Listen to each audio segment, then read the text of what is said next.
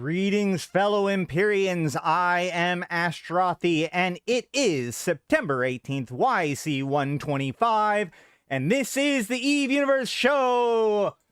Welcome, welcome, welcome. Welcome if you are new. Settle in, like the stream, get ready to go, because we have a lot of ground to cover today. I have two basic topics that I want to cover. One of them is pretty big. The other one is relatively smaller. We already covered it, which is the Fanfest speculation. For those of you who may not know, if this is the first you've heard about it, this weekend is Fanfest. Fanfest is the biggest event in the EVE Online calendar year. It is a big event that happens in Iceland. Dutch Gunner may actually already be there, along with some others. No, I don't think he's already there, but there are people already in Iceland right now waiting for the big announcements that are coming this weekend. So we do want to talk a little bit about those speculations. I did talk about it last week on the stream, but we want to kind of keep talking about it this week as we go through the week towards FanFest. But I also wanted to cover a lore topic that I don't think we've covered before. So I was actually originally, I was in the EVE Universe chat on the Discord. You can join the Discord using the link. But I was talking to the people in the EVE Universe Discord, and I was like, oh man, I should totally do something on the Guristas, right? The Guristas, the history of the Guristas and all that stuff. So I started writing things down and taking all my notes and all that stuff. And I was like, man, it feels familiar. So I went back and I realized that a year ago, I actually already did this. So I did an episode on Fatal and the Rabbit for the Guristas a little over a year ago. So go check it out. It's not like comprehensive, and I probably should revisit that topic. But what I haven't really talked about too much in the past, one of the things I have avoided is Mimitar lore, because it's much more complicated and kind of obtuse than I'm used to. However, the Guristas are only half of the latest kind of alliance that have come about, the Guri Malakan, with the other half being the Angel Cartel. The Angel Cartel being one of the more interesting and expansive and powerful of the pirate factions. So I thought that today we could look at the Angel Cartel, their history, and maybe look at how we can see how we got here when it comes to the Guri Malakan and the Deathless and all these different groups by looking at the history of the Angel Cartel in particular. So, here we go. The Angel Cartel. The Angel Cartel is one of the more newer organizations. Well, actually, no, they're not actually one of the more newer organizations. They came about around YC4. The Angel Cartel is regarded by many law enforcement agencies to be the most powerful and dangerous criminal organization in New Eden. The main reason for this assessment is the extent and scope of the cartel's criminal activities. While most of the major outlaw factions have operations spread throughout the cluster, the Angel Cartel is notable for the extent in which it has insinuated itself into the core empires, as well as its considerable interest in the outer regions. So this is one of those things, first and foremost, which is that a lot of people think that the different pirates stay in their own lane, and the Angel Cartel, more than anybody else, do not follow this rule. The Angel Cartel have ties within Caldari space, within Gallente space, and certainly within Amar space, because these Angel Cartel are slavers, and so they have very close ties to the Amar slave trade. But we're going to get into all of that as we go. Few other criminal organizations, for example, could boast as strong links with the Mimitar underworld, while at the same time illicitly supplying slaves to the less scrupulous holders of the Amar Empire. When these interests are set next to the cartel's powerful presence in the Gallente illegal drug market and the sinister tendrils it has inserted into Caldari corporate world, it can be seen that the Angel's reach is long indeed. The cartel has established itself as what I'm reading from here is from the universe.eveonline.com, which I believe is actually just a straight-up copy from the EVE source book that was published in 2015. So a lot of this stuff is accurate back in 2015, 2016. We're going to look at how things have evolved since then, but we're starting with this. The cartel has established itself as a power in the lawless outer regions, in particular the aptly named Cursed region, where it controls numerous stations and colonies. The impressive military power of the cartel is perhaps the most strikingly illustrated by the fact that it is an entire division, the Guardian Angels, dedicated to protecting the interests of its main partner in crime, the Serpentis Corporation. We'll talk a bit about that when we get to the history. The connection between the Serpentis has served to give the Angels a prominent presence in the Fountain region, making the cartel one of the few criminal organizations to maintain major holdings outside of its home region. The Angel Cartel reputation for ruthlessness and brutality has served to prevent interested parties from scrutinizing their organization operations too closely. But those who have, perhaps foolishly, made it their business to study the cartel soon learn that there is more than a mere crime syndicate. The cartel has shown marked interest in technologies and new and ancient.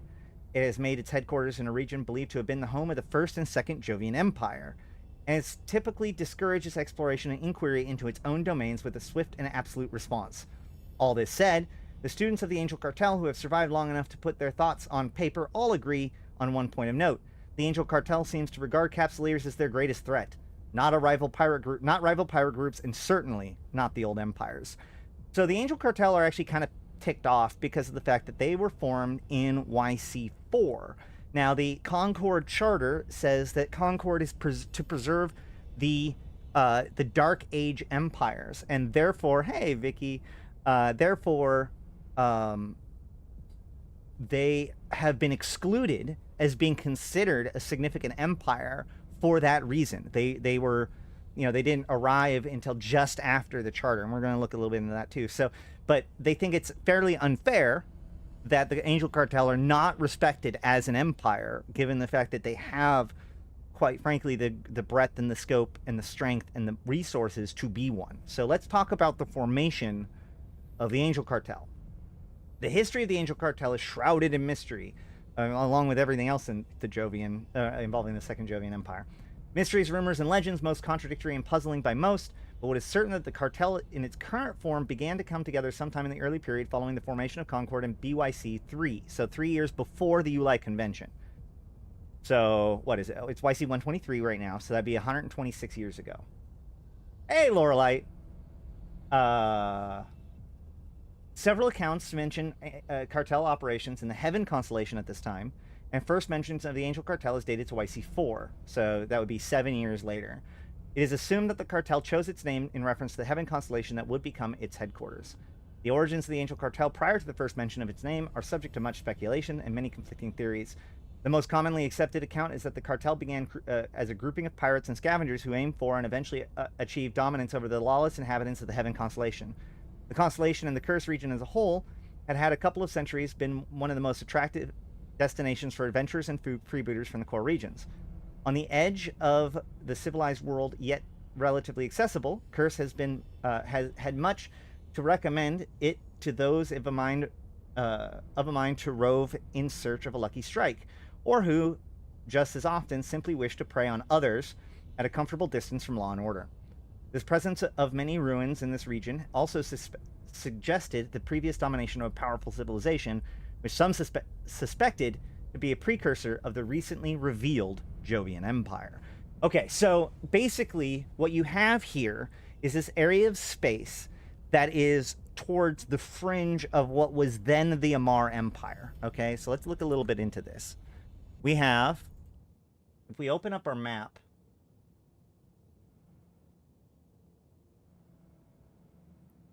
and we go to the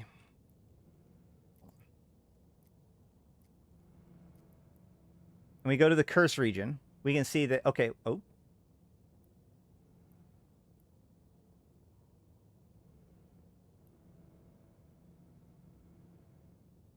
There we go. Okay, so we have Curse, we have the Great Wildlands, we have Molten Heath, and we have Metropolis. So this whole area is, well, these three, Metropolis, Molten Heath, and Great Wildlands, are, of course, Minmatar now, right? But remember, so down here is all the Amar Empire. In fact, let's go ahead and look at this.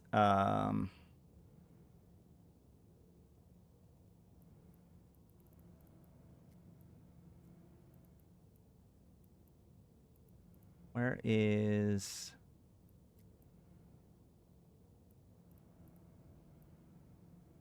Sovereignty? All factions and alliances. Is that going to do it? Yeah.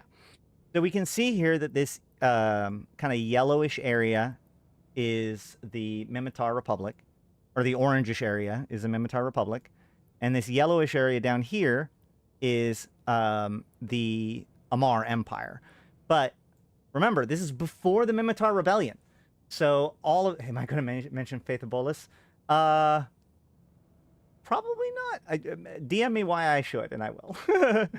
I didn't catch that as part of my all of my stuff. I know that Faith of Bolus is important, but either way. So my point is that this area was considered to be Amarr Empire space at the time of the early Angel Cartel, right? So this whole territory was Amarr space, and then the Minmatar Rebellion happens. So let's read about what happens then. Oh, the Angel Cartel conquered the independent empire that ruled over Faith. Yes. Yeah. They expanded outward. That's true. Where would that be? That would be... Where's Faith? There it is. All the way down here. Okay.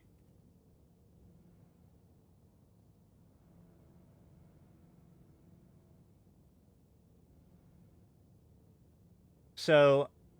It was not long after the first suspicions arose of Jovian connection with Curse and that the Minmatar Rebellion took place, an event which heralded a new influx of refugees, often heavily armed ones, into the region. All semblance of order rapidly broke down as scores were settled and new conflicts erupted. The most powerful groups began to band together in ever larger cartels and contended for supremacy over Utopia and the Heaven Constellation. The Angel Cartel in particular boosted its numbers so much that they went from controlling and developing the Utopia system and Heaven Constellation to having an entire region at their mercy. Along the way, they defeated other cartels who had sought to profit from the immigration and absorbed others into their ranks.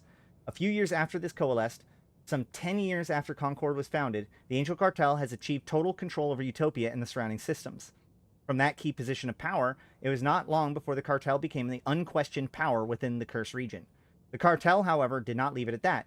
Their position of power began to attract outlaws from across New Eden, and likewise, they sent out forces beyond their home. The Archangels Division in particular is tasked with this, and are still the most common one to meet outside of their home. So, basically, yeah, that's fair. So, what we have here is the Minmatar Rebellion. Now, if you go back to... I did the reading of... the Odyssey, which kind of leads up to the Minmatar Rebellion and beyond, or up to that point, or the events that lead up to the Minmatar Rebellion. Basically, the Amarr effectively try to buck up against the Jovian Empire. The Jovians had recently revealed themselves to the lesser races, and the Amarr saw the Jove as a particularly prescient threat, the Gallente and the Amarr had a kind of a standoff, mostly because they were like a cluster away from each other. But the Jovians presented a threat that the other empires didn't to the Amarr, and they were basically drawn into conflict with the Jovians, which led to the fight at Vac Atioth, which is one of the most critical failures of Amarrian military in the history of the Amarr.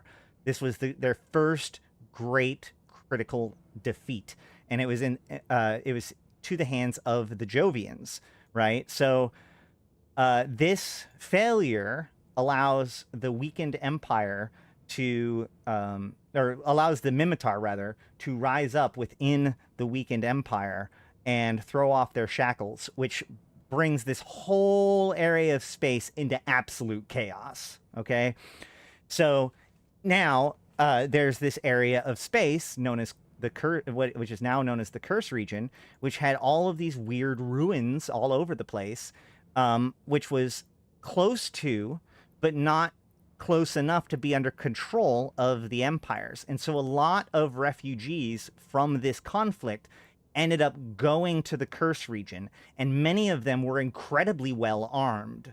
So this coalescing of like competition over Curse region begins to escalate as larger and larger organized cartels, or as certain groups begin to become successful and absorb or conquer more and more groups, until finally the Angel Cartel rise up as this as the forerunner of all of this. Now, we should go back and realize that in the beginning, we have the Genesis region, right? And we have in the Genesis region, there's the system of New Eden, which I'm not going to find just randomly, I don't think.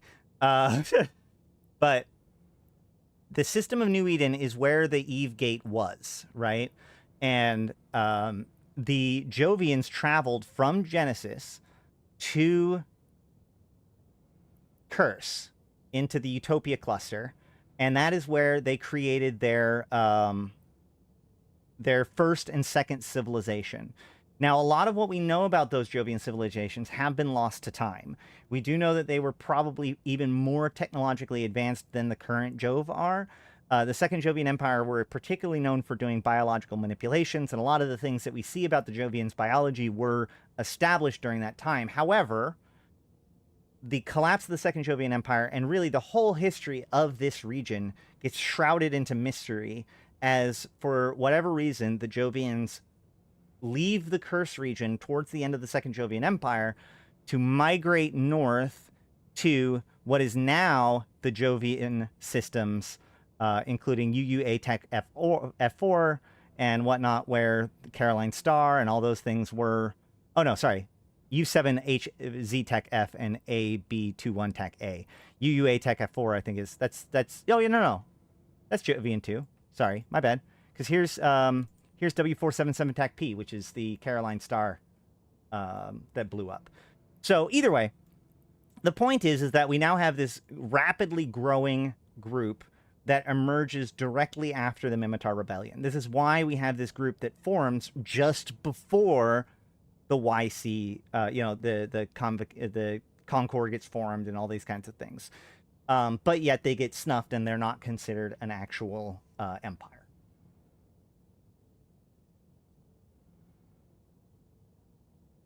The initial influx of adventurers into Curse was made up of Amara explorers and renegades of one kind or another, and in sparse numbers at that. Nevertheless, it became clear that another civilization had relatively recently occupied the region. The disappointment of prospective slavers, no matter the inhabitants, no remaining inhabitants were ever found, even where intact structures stood among the desolation of the rest of the region. In most cases, nothing but rapidly crumbling ruins were found, as if the withdrawal of the civilization itself had triggered a hasty decay. In later decades, and particularly in the century before the Angel Cartel emerged, the population of scavengers and pirates making the Curse region their home became more varied, and many escaped Minmatar, in particular choosing it as a hiding place from the wrath of the Amara Empire. Nevertheless, the first Amara explorers left their mark on the gateway constellation they called Heaven, and the systems retained their names the Amara bestowed upon them. In the decades following the Amarians' first contact with the Gallente and the Caldari, particularly adventurous and hunted individuals from those nations found Heaven as an attractive destination. The first stations began to be built, with the Utopia system becoming a natural hub of the constellation. Soon after the Jove made themselves known to all empires, the few remaining archaeological expeditions in the Heaven constellation came to the realization that the crumbling civilization that had once called the Curse region home had been Jovian. Eventually, evidence amassed that the ruins of the lost civilization in the Curse region were indeed Jovian, and that the artifacts recovered dated back to the First and Second Jovian empires. It is to this day hard to say how much of the Angels are uncovered, and they remain tight-lipped about their discoveries. Publicly, they will often downplay the role of Jovian technology may have played in their own rise to power, but what is certain is that the design of their ships bear a remarkable resemblance to that of the Jove. However, practically, these hulls perform more like Minmatar ships, being fast, agile, and packing a lot of punch. It is unclear if this ship design emphasis is a preference that has served the Angels well, or if they have adapted what they knew due to a lack of actually valuable technology left behind. Alternatively, some have suggested that most Jove technology is likely so advanced that the Angels were not able to even operate it, suggesting this is far more upsetting to the cartel than the implication that their technology is stolen. So the question is did the Angel Cartel steal or, you know, like reverse engineer Jovian technology and just kind of give that as an excuse? And that's why Angel ships are so agile and fast and seem technologically, you know, awesome? Or did they just like refine Mimitar style or like design principles, but they kind of borrowed from the aesthetic of the Jovian empires because that's the ruins that they saw? It's hard to tell. We don't know because the Angels are not opening up about it. However, all of this kind of comes together a little bit later, where in YC75, the Serpentis Corporation comes to power. So we're going to actually take a brief diversion and look a little bit into the Serpentis Corporation, okay? So the Serpentis Corporation was founded by a guy named Sarpati. Sarpati was a Gallente biochemist. His name is Igil Sarpati. The Serpentis Corporation was contracted by the Gallente Federation to investigate the potential for new neural boosters within the military. When the Federation Senate later banned the boosters, Serpentis quickly collapsed, sharing the fate in almost all other companies that had invested in the booster trade. Not long after the company closed down, Igil Sarpati died. Suddenly leaderless, his family looked set for obscurity and relative poverty. So we have this guy who becomes this big, he runs this huge pharmaceutical company within the Gallente Federation, and then the Gallente Federation outlaws those boosters, which leaves all of those different military contractors and other people like that high and dry, okay? And the head of the Sarpati family dies a broken man, effectively. However, he did have an adopted child, Virj Salvador Sarpati. He was a Caldari patronage. The young Sarpati became the head of the family after his father's untimely death. The collapse of his father's company and the worsening of the family's circumstance that followed marked the young Sarpati for life. Evidently, the youth endured much mockery from his contemporaries, but the experience only fired his determination to restore the Sarpati family fortune. Preferring the name V. Salvador Sarpati, and with a talent for business, this new head of the Sarpati family was eventually able to found his own company. Taking an old form of the family name, he called it the Serpentis Corporation. Sarpati knew that the research and development could be lucrative fields so long as the work were sufficiently diversified to limit the risks. Over time, he maneuvered the Serpentis Corporation into a leadership position in the field of space colonization and industrialization technologies. In an echo of his father's work, space medicine became a particular field of interest to the young executive, and thus by proxy, his corporation's large R&D division. So the Serpentis Corporation becomes this massive R&D division that works kind of on the fringes of legality, and in particular focuses on, you know, that medical research, but also space colonization. So Sarpati makes his big maneuver by purchasing a system in the Phoenix constellation. At the beginning of the YC125, Sarpati settled on a plan. He acquired a system in the Phoenix constellation and named it Serpentis Prime. Rapidly building an advanced space station, he transferred his core operations from Serpentis Prime and began expanding his research ventures into forbidden territories. Part of Sarpati's strategy was to open up his station to the inhabitants of the Fountain region, earning their support and favor. That many of these locals were criminals and outlaw pirates was of little concern to him. Once he had established himself, it was believed that he retrieved his father's old neural booster formulas from the family archives and turned his research facilities over to working on them. The Serpentis Corporation was now set on a path that would lead it well beyond the confines of the law. So, again, so the Salvador Sarpati had the ruins of his father's company. So he pulls it together enough to turn it into this like medical research and you know, colonization research and development company, and then ends up going and purchasing a system in the Phoenix constellation, and he sets up a system which he effectively creates Tortuga, right? Like this idea of like the pirate's haven. Anyone can come here. And so because of this, he gains tons and tons of contacts within the criminal organizations, within smuggling organizations, and most importantly, with the Angel Cartel. Okay? So, Salvador Sarpati took great risks when he opened his station to outlaws and pirates, but he made sure to get his corporation powerful protection. In an extraordinary and dangerous move, he struck a deal with the notorious Angel Cartel for protection for his station and facilities. In return, the Angels would get a cut of the Serpentis trade and access to any research breakthroughs the Serpentis Corporation made. So the Serpentis Corporation becomes like a research and development wing for the Angels secretly, while the Angels become kind of the defense wing of the Serpentis. Over time, this deal has been so lucrative for the Angels that they have found it worth building an entire division known as the Guardian Angels, dedicated to protecting the Serpentis space with the help of the Angel Cartel. The Serpentis developed their own security forces, with Salvador Sarpati eventually able to command a powerful navy in its own right.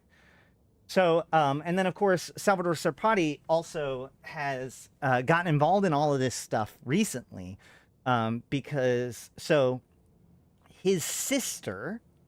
another Sarpati, her name is, where is it?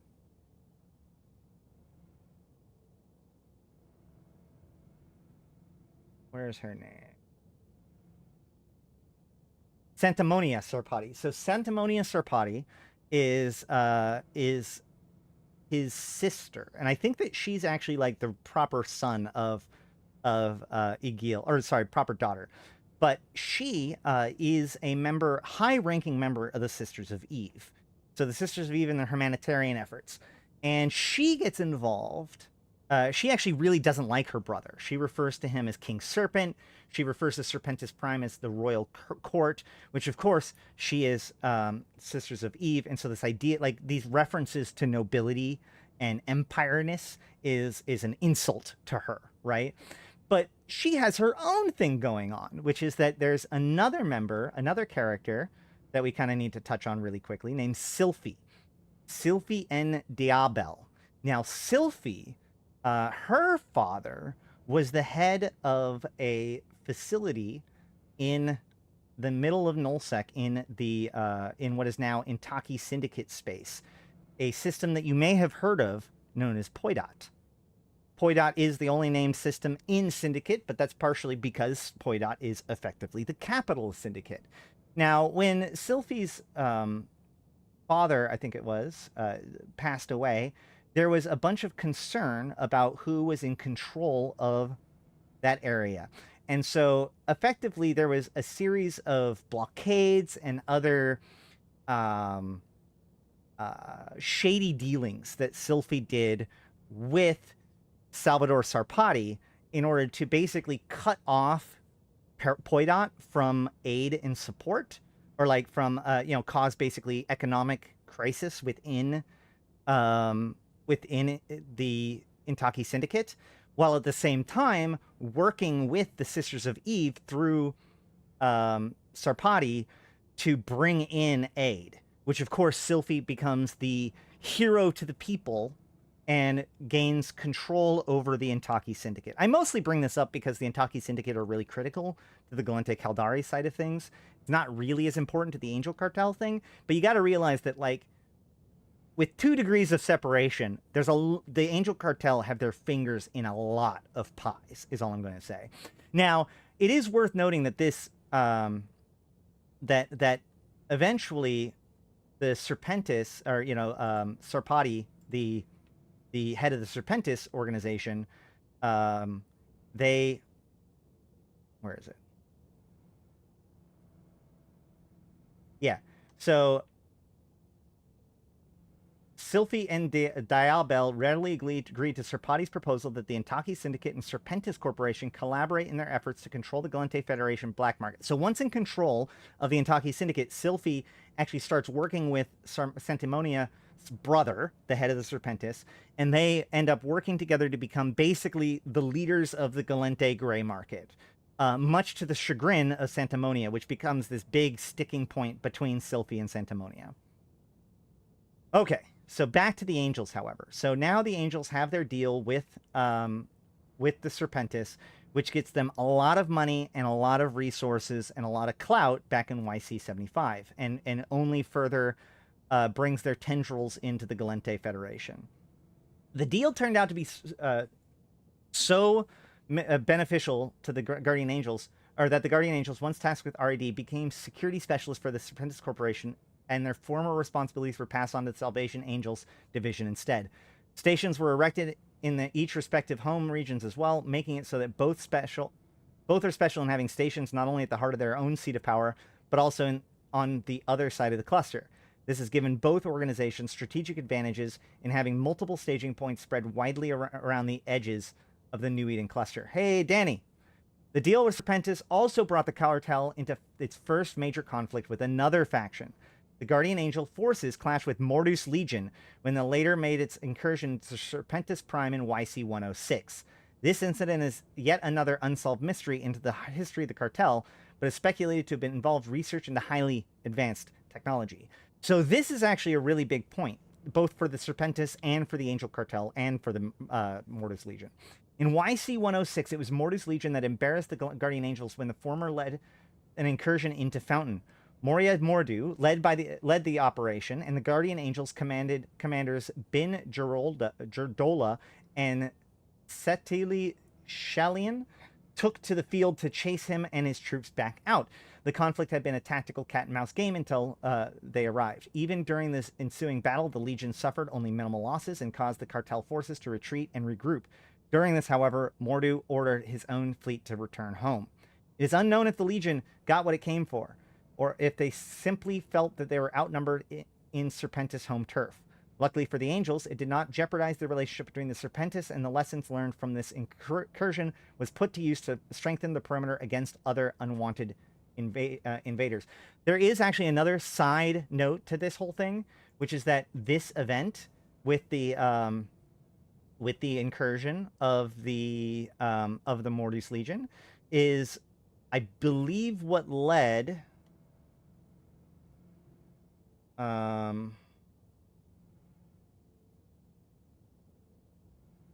yeah, so the Serpentis capture a Gallente Titan in YC107 and steal it.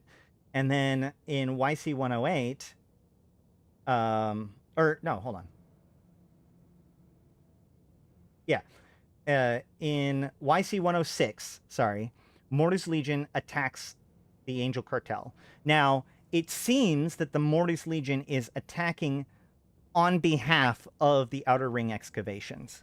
Now, Outer Ring excavations had, yes, it was a Lapitan Titan, so one of the old school ones, the big terrible ones. Okay, so Mordu's Legion attacks the Serpentis Angel kind of conglomerate in YC106. Now, this causes this has to do with the change of command of Outer Ring excavation.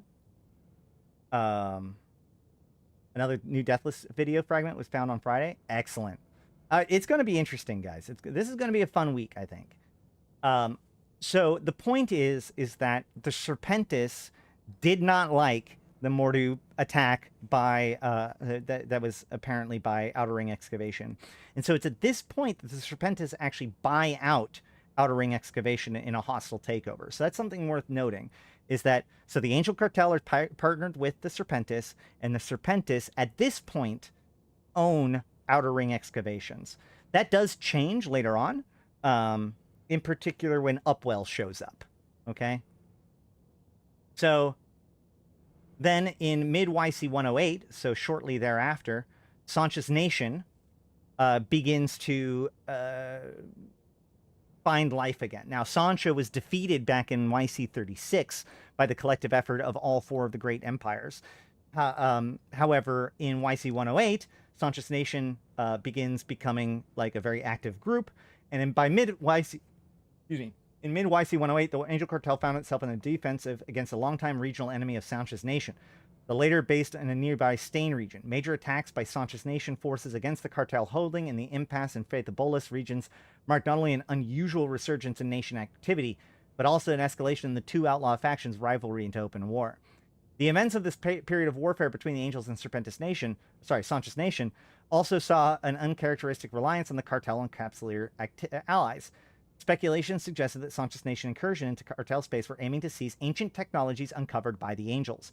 It is widely believed that this is the point in time in which Sancha got access to the portal device he would later use for incursions. What is remarkable about this conflict is that the Cartel called upon the help of Capsuleers to drive the invading forces back. Indeed, it seems that the Domination's diplomat, Xavier Kuhn, had been in contact with the then sovereignty-holding alliance Ascendant Frontier for a while already.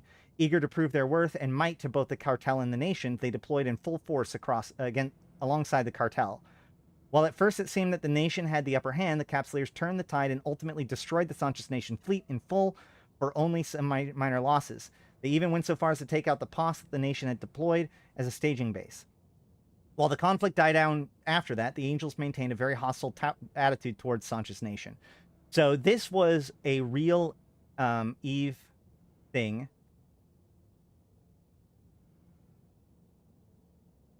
That's crazy.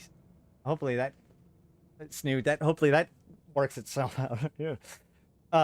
We'll see. So where was he? So this was actually a real in-game event, right? So YC108 is 2006, and I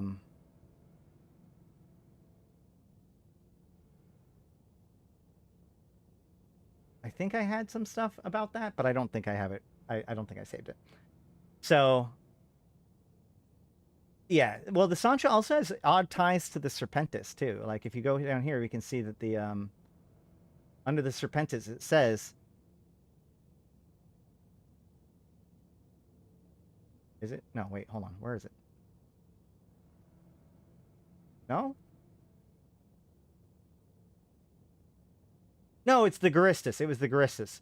Sorry, like I said, I did research into the Garistas earlier today, so that got mixed into it. Yeah, the Garistas have ties to the Sanchez Nation and Blood Raiders.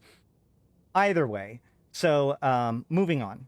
Two of the most noticeable incidents in recent history involving the Angel Cartel took place in YC110, which is 2008. The first incident in January that year was astonishing mainly for the revelation of the weakness of the Caldari state at the time, with the SCC, Secure Commerce Commission, investigators revealing evidence of the Angel Cartel's infiltration and financial backing of several Caldari corporations. The second incident demonstrated just how brazenly the Cartel could be, as it invaded and occupied Skarkon system in the Mimitar Republic in May YC110. So this is the first huge moment of the Cartel, right? So SCC, here we go, in YC1 109, so 2007, 11/30. So November 30th, 2007, we have further investigations have revealed more direct links between Caldari research company Itzukami Innovations and the Angel Cartel organized crime syndicate, including damning testimony by Kikuyo Renzomon, an executive assistant arrested during last week's raid by Concord investigators, agreed to testify against Itzukami and executives on board members in exchange for leniency. Information including saved electronic correspondence provided by Renzomon revealed that Itzukami CEO knew Koto Sarios was not only aware of the Angel Cartel involvement in the company, but also consulted them regularly for direction. In these revelations, the SEC summarily denied Itzukami's request for executive patent rights to unstable wormhole technology. So that's interesting. We have, Angel Cartel and wormhole technology. We see this weird connection between the two. In a prepared statement released just after the ruling was announced, the SEC spokesman unequivocally stated, quote, Concord and the Secure Commerce Commission will not sit idly by while criminal profits through the illicit development and sales of arms technology. A message needs to be sent to the criminals and those who knowingly aid them that this will not be tolerated. In addition to simply denying the patent, the SEC took further steps to publicly releasing all of the particulars of the patent request, including technical data, design specifications, and project schematics. Ostensibly, this was to comply with the technology parity stipulations of Concord Directive Alpha Gamma 12. An SEC representative close to the case said, quote, this development was funded by pirates, so presume that they, the Angel Cartel, don't have it themselves by now is foolish. It would be irresponsible for Concord and the SEC to not only release this information to the member states so that the navies can deal with this threat, or to not to release this information to the members of the states so that the navies can deal with this threat. The response had been swift, with Viziam and Creojoan already announcing that they are conducting their first prototypes based on Itzukami's designs.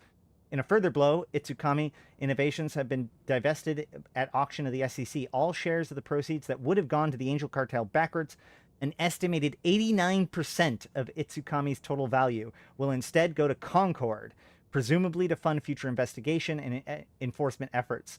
This controversial decision, set off by the Caldari Chief Executive Panel, aflame with vitriol. Aivoras Atanio, Chief Financial Officer and for the CEP, was particularly livid. Quote, "For better or worse, Itsukami is incorporated in the Caldari state and therefore subject to Caldari sovereign law. What we are looking at here is a Caldari corporation being plundered by Concord and the SCC. This is a travesty of interstellar justice, and we at the Chief Executive Panel will not rest until all of Itsukami's assets and proceeds are back in state possession," end quote. Other empires have been more sanguine about the decision. However, Katadine RoAch, a junior member of the Gallente delegate of the Concord Assembly, said, quote, "Left to their own devices, the Caldari would simply chop Itsukami up and sweep it under the rug like they always do. I'd like to remind everyone that this is what got them into this mess in the first place. When Itsukami bought parts from Inotech divestiture, it was to cover up previous crass diplomatic incident. I think that the SEC decision is eminently fair, and at least we know that the money is going to a good cause," end quote. In the meantime, Renzoman continues to name names, and many wonder what future revelations this investigation may hold. Then it says so then 5 months later, in 2008, April, right? Yeah. April 5th, 2008, we have, after months of painstaking investigation, agents of the Secure Commerce Commission have discovered still more startling evidence that the angel financial backings of Caldari companies. Thousands of man-hours have already gone into the case, with mountains of financial records and tax statements being parsed, compared, and fact-checked to excruciating detail. Yet investigators feel that the efforts have paid off, and no fewer than 20 Caldari corporations, most heavily involved in manufacturing and or advanced research and development, have been implicated. Quote, "This is by far the most extensive investigation of this kind in history," said the SEC representative Hangrun Look, "and it hasn't been easy. The cartel's method of diversifying its front companies and hiding its assets were quite sophisticated. And to make matters worse, the Caldari Chief Executive Panel has resisted us every step of the way, trying to stymie our efforts by any means possible. Honestly, they should be thanking us for exposing this cancer in their financial systems." So that's an interesting thing about that, right? So the thing is about this is, wait, hold on. I had something I was going to say about that. I don't know. So what we see is that the Angel Cartel have invested pretty significantly in several of the Caldari corporations. We see them spreading their tendrils ever forward. And you know, once again, this is a crisis that happened in 2008. This is in tandem along with you know, the Apocrypha event. You know, this is when the wormholes are opening up. This is when sleepers are first showing up. This is a big time and a very tense time for everybody. For their part, the Caldari financial sector was quick to fire back. "Cancer," said Harabin Aigaro, the financial analyst for their Mercantile Club. "We are talking about, what, 20 companies here? There are literally tens of thousands of companies publicly traded on Caldari stock exchanges. While Aigoro admitted that there is investments loopholes that could have been closed to prevent this kind of illicit sheltering in the future, he was adamant that the SEC was blowing the extent of the problem out of proportion. This kind of hyperbole drastically overstates the issue and is irresponsible on the part of the SEC. While most of the corporations implicated in this investigation has been relatively small companies, such as Itsukami Innovations, the company who routinely patent applications set this investigation into motion, there has been a few larger victims as well. Most surprisingly, it's been confirmed that a series of 4 related holding companies, headed by the Goju Securities Limited. Hey, Sheesh, yo to you too. Thank you for that.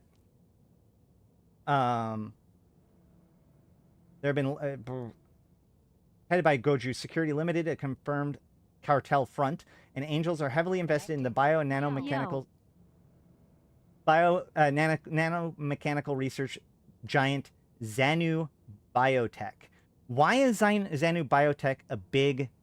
YC110 was a period age, not Apocrypha.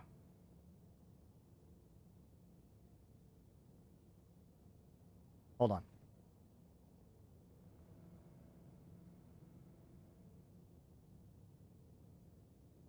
If you're right, I mean, you might be, I think you're right. I mean, you're right about the Empyrean Age thing. Hold on.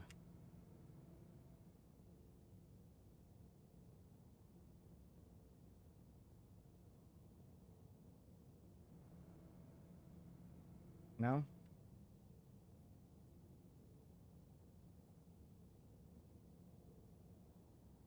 2009. You're right. Apocrypha was the next year. So this is actually previous. This is prior to the Apocrypha event. You're absolutely correct.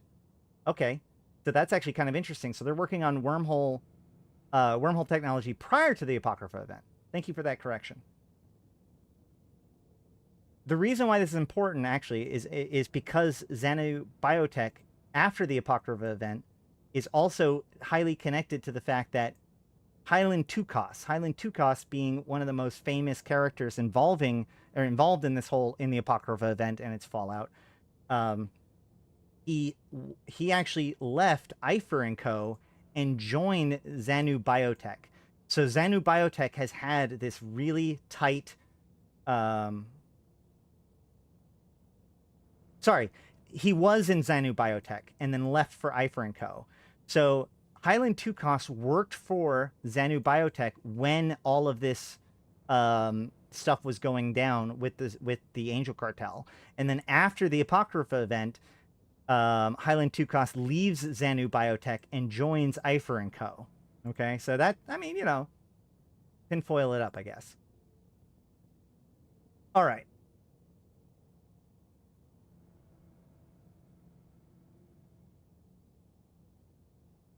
Xanu officials were quick to comment on the revelation. In a press conference convened within hours of the news breaking, a spokesman of Xanu Biotech said, quote, this is a publicly traded company. We do not have a habit of check credentials of every private investor seeking to purchase shares in our stock. Xanu officials went on to point out that the very sophistication exhibited by the cartel, which made Concord's investigation so difficult, makes it virtually impossible for a single company, even a mega corporation, to perform similar check before allowing a stock purchase. Quote, any angel investment into Xanu Biotech is plainly a money laundering scheme, and it must be remembered that Xanu is the victim here. Meanwhile, Caldari officials remain adamant that this is a purely internal matter and should be handled according to Caldari corporate law. This is no longer simply a matter of profits from potential interstellar patents. If Concord thinks that they're going to seize any part of Xanu's assets like they seized Itsukami,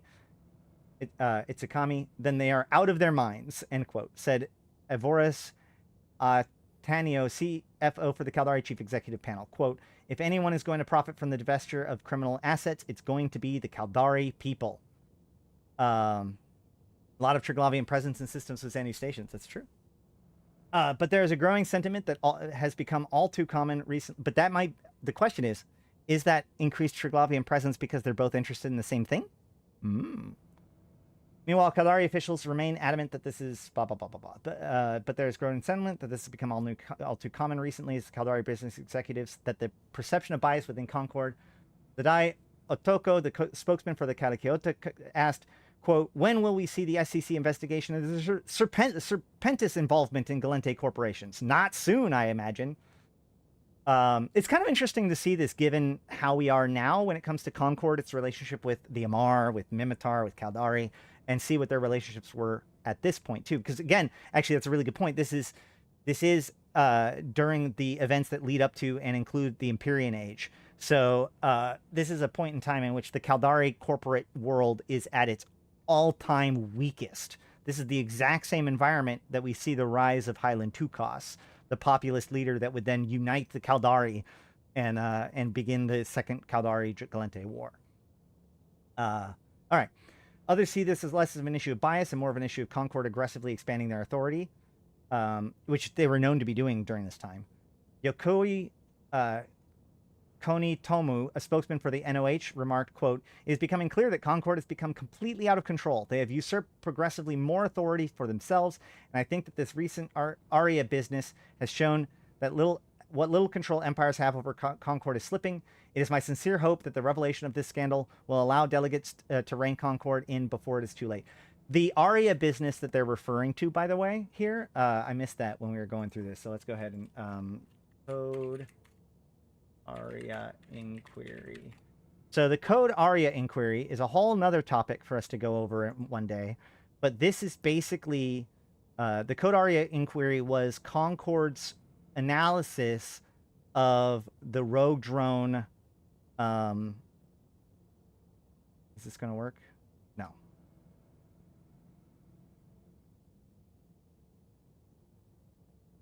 Yeah, so this is the Coda Aria Inquiry, which is basically a document that is the Concord's evaluation of the events leading to the rogue drone lands lighting up. So, you know, obviously Gallente hid a lot of this information from people until the rise of the rogue drones. So that's what they're referring to. Is that, like, this is not the only crisis that's going on within the Concord world at the time.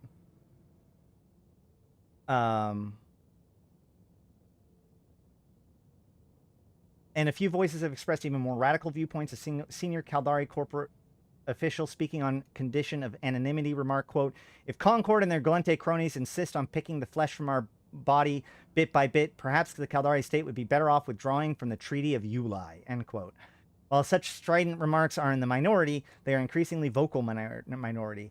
As a result of this investigation to go beyond the SEC tribunal, where there are sure to be more bumps in the already rocky relationship between Concord and the Caldari state. So the Angel Cartel basically sparks off this huge fight within the Caldari state.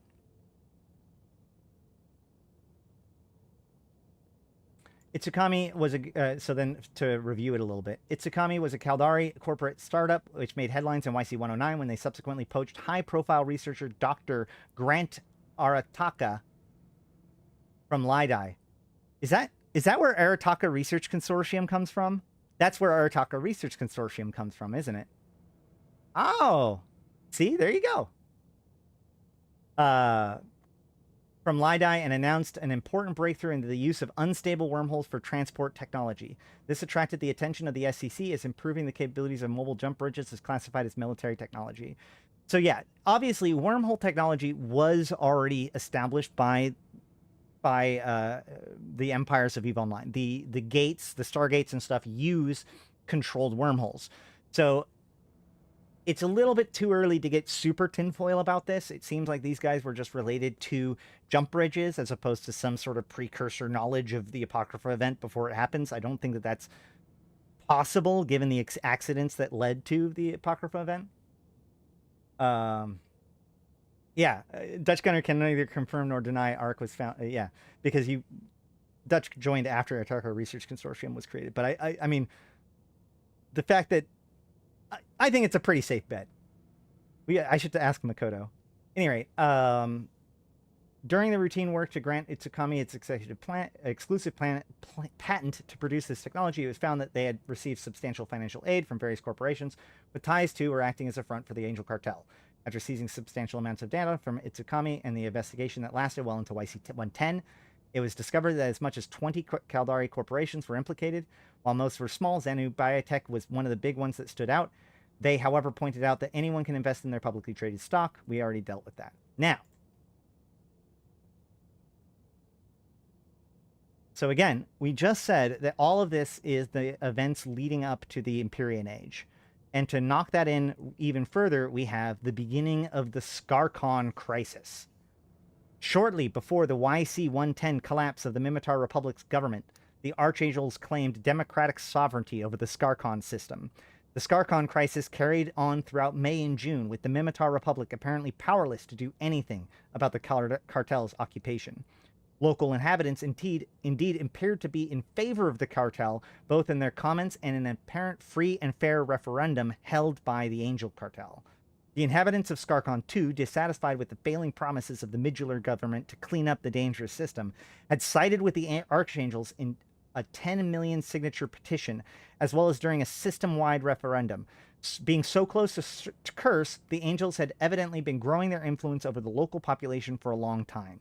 The Skarkon crisis was one of several incidences cited during the vote of no confidence in the emergency parliament session of the Republic called by the Republic Parliament head Malatu Shakur in June. Ultimately, coincidentally, with the Starkminer discovery, the cartel withdrew in haste and informed Concord that all claims were now to be considered void and rescinded. While Concord now considers the situation resolved, many kept discussing what could have caused this strange turn of events.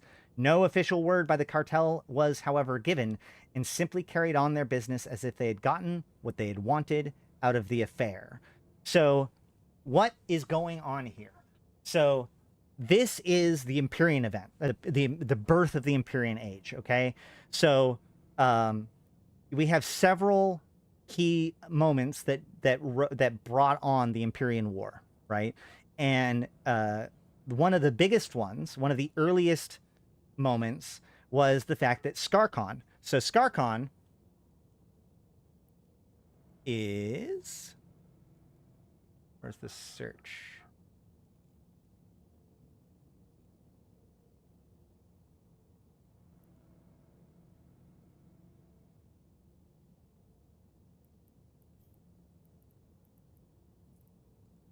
So Skarkon is right here, and you can see it's in Molten Heath, right? It's at like the very border of what is now, Minmatar territory, okay?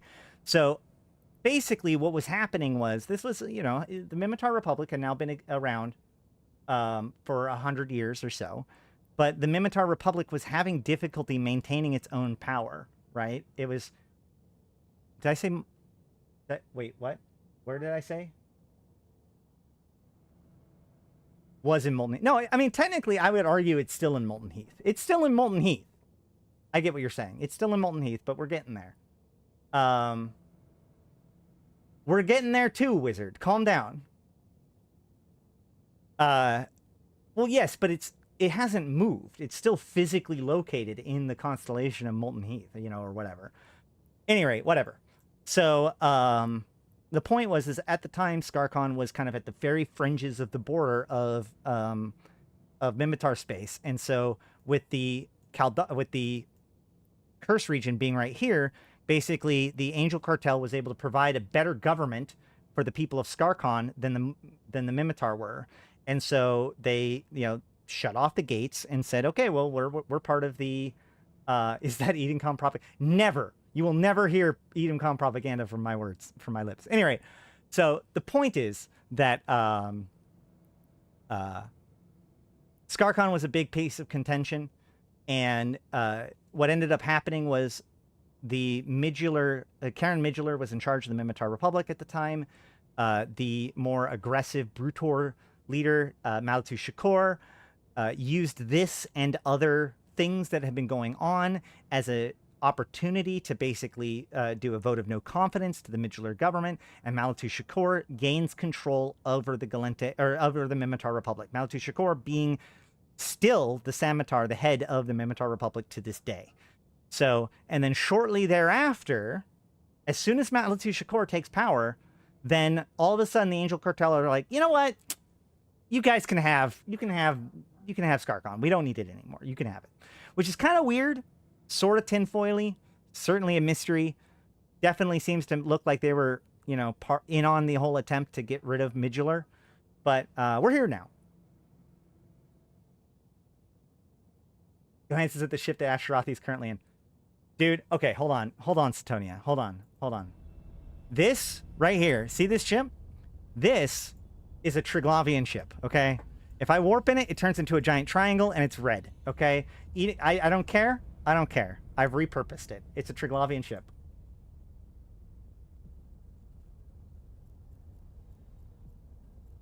How's it going, Satonia? How, on a scale of 1 to 10, how excited are you for Fanfest? Satonia, of course, is a long-term, very knowledgeable member of the community who has now taken on the role of CCP to help us make EVE a better place. So I'm very excited about Fanfest and whatnot.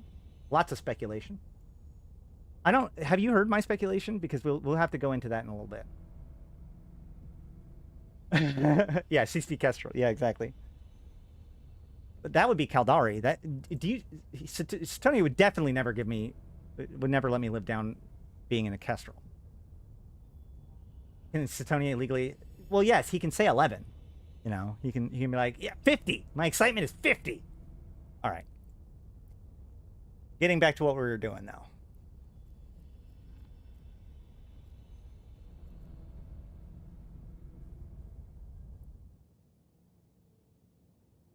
Okay, so Skarkon, the Skarkon crisis is now over. And then recent events, Ash would definitely probably never help the Trigs. The Trig are refugees of the Second Jovian Empire that deserve a place to live, and the fact that the empires were unwilling to give up one of their thousands or just 20 systems, less than 1% of the systems, so that this long lost and possibly valuable refugees can have a home. No, Edencom and Concord would not allow it, because you know what? Concord doesn't care about you. They don't care about Angel Cartel. They don't care about any of them. You know who Concord cares about? Concord and the Empires. That's it. And in that order, I might add. All right. Also, Edencom is an Amarian plot. Moving on. The Angel Cartel remains one of the powerful, most fearsome, blah, blah, blah, blah, blah. So one of the cool things about the Angel Cartel culture that I wanted to talk about is the fact that the Angel Cartel, first of all, they are very, they're very culturally open, right? Anybody can join the Angel Cartel. So they've got a lot of Mimitar and other people like that in it, but they've got people from all over the place that come and join the Angel Cartel. The one thing I think is really, really fun about the Angel Cartel is that they actually have a rule, which is that actually as far as criminal activity is concerned, the Angel Cartel is indiscriminate. So long as the activity is illegal and can turn a profit, the cartel will happily take its due part in it. Of note, there is a very strong cultural prohibition against profiting from legal activity. So it is actually like against the rules. It is frowned upon and seen as like full members of the Angel Cartel are not allowed to make profits on legal ventures. They are only allowed to do illegal ventures. So by its very nature, and this is one of the reasons why when the Angel Cartel get involved, people get really suspicious, right? So it's like, if the Angel Cartel are pumping money into it, then chances are there has to be an illegal angle to it, because they just won't do legal activities. But if legal activity is against the rules, legal activity is illegal illegal by the empires, right? I know. Legal activity is illegal in the cartel. It's kind of crazy.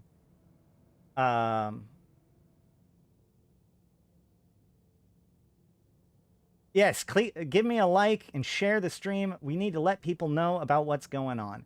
Angel Cartel are obviously one of the biggest people that are going to be involved in whatever's coming with FanFest and beyond. They are key critical members of the Guri Malakan, and probably are one of the biggest, as we will see, making agreements with the Angel Cartel has been a big feather in the cap of the death list that he's been working on for quite some time.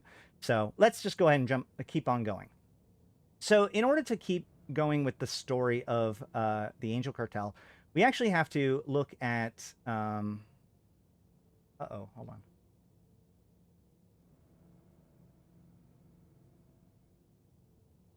Where did my thing go? No, hold on. I had a thing.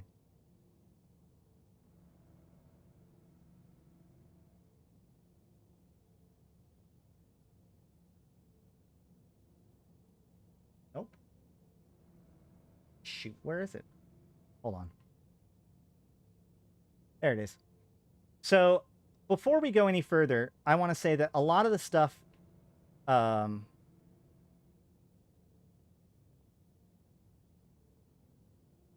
yes, FanFest is a great way for to gain some for likes to gain critical mass. Your likes now matter more than ever. Thank you, Danny. Okay. Yes, we are skipping over some years that don't necessarily where there isn't a ton of news. So this post is by Elizabeth Ryanon. I can never remember how to pronounce her name. I will say this about Elizabeth. If at any point in time, anything in this stream that I say, if Elizabeth comes out and says, no, he's wrong, trust Elizabeth. I'm just going to say that right now. Like, Elizabeth is probably one of the most knowledgeable people when it comes to Mimitar politics and lore in all of EVE Online. So we're going to be checking out her stuff because she's looking into a group that is relevant to this story, and we're going to dig into, which is, in order to continue with what is going on with the Angel Cartel, we have to understand a little bit more about the Krullifer organization. So, the Krullifer organization is a heavily well, yes, as most really knowledgeable lore people are, heavily biased in their own perspective. That is absolutely true. Doesn't mean that she's not knowledgeable. And look, all I can say is she does her homework and she brings the paperwork. So I'm going to be heavily abusing the fact that she's done all of this groundwork for me. Anyway, so the Krullifer organization is one of those things that's really interesting, because as we go forward, we're going to see them a lot more, especially when it relates to this whole ScarCon situation. Biased or based, why not both? So the Krullifer organization is one of those weird ones because it's hard to actually look up, right? You can't, like, I even tried to look up in the EVE Universe portal for the Krullifer organization. There is no actual, like, full-on entry for them. They are listed as a corporation within the Minmatar corporations, but either way. So what we have is the Krullifer organization, which was first heard about in YC111, which is in 2009, right? Where Ballego Krullifer escaped from a maximum security prison in Metropolis. So that is right here. So in 2009-9-13, we have the 3 inmates escaped from a maximum security facility in Metropolis last night following an attack of several unidentified craft of the spacebound prison. Violent riots erupted and several security systems failed, and parts of the facility remained unregulated for hours before control could be restored. One of the escaped inmates is Ballego Krullifer, former head of the Krullifer family, the notorious Thucker criminal organization. So keep this in mind. Krullifer organization is a criminal Thucker group. The Republic Justice Department stated that the identity of the other 2 inmates is still unknown at this time, though they are Thucker origin. According to a statement from the Republic Justice Department, the prisoners escaped during a routine transfer between 2 areas of the facility, blah, blah, blah. The past months have seen great increase in arrests made, says Justice Department Representative Akimad Skulada. Unfortunately, the prison system is not able to keep pace, and that's when we see events like this. This is another good example of the Minmatar being basically totally outstretched and outclassed in their ability to actually manage themselves as a state. YC1 is 2000. No, YC101 is 2003. Right? Yeah. Because like right now is YC125. Did I say 124 at the beginning of the stream? Did I say 124 at the beginning of the stream? I might have said 124. It is 125. Is my fucking stream title net right? Hold on. Yes, I got it right. Never mind. Yes, it is currently YC125. So yeah, YC101 was 2003.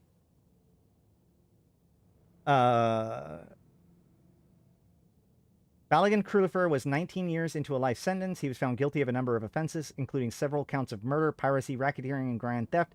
At the height of his power, the Krullifer family was the largest unified smuggling enterprise between the Great Wildlands and the Metropolis.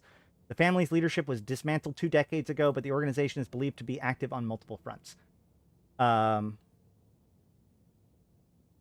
The information in the archive is always either way more shallow than I expect or far more than I bargained for, never in between.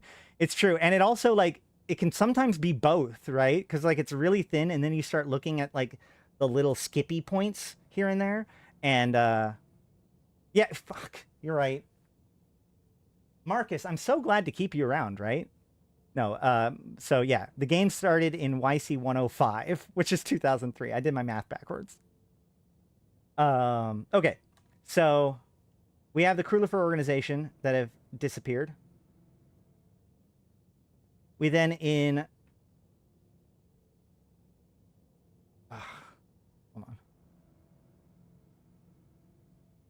So then, the next thing we see is in 2013 in YC115. Do we have anything before that? Hold on.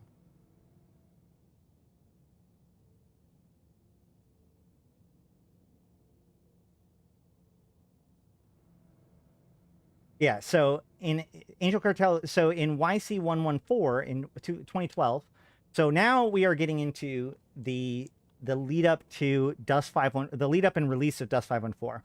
In which Krullifer organization becomes a pretty prominent figure, as Krullifer organization is one of the groups involved in Dust 514. So Angel Cartel conducts planetary attack on Odalef, hundreds dead, Molten Heath. Just over an hour ago, a fleet of ships belonging to the Angel Cartel conducted a multi-pronged attack and invasion of the settlements of Taldshad on the planet of Odalef 3. The exact death toll is unknown at this time, but confirmed to be in the hundreds, with just over 1,000 people injured in the attack. The Cartel force, numbering in 60 starships with several landing parties, focused their attention on a cluster of Genesis vaults, giant biodomes containing a wide variety of plant life.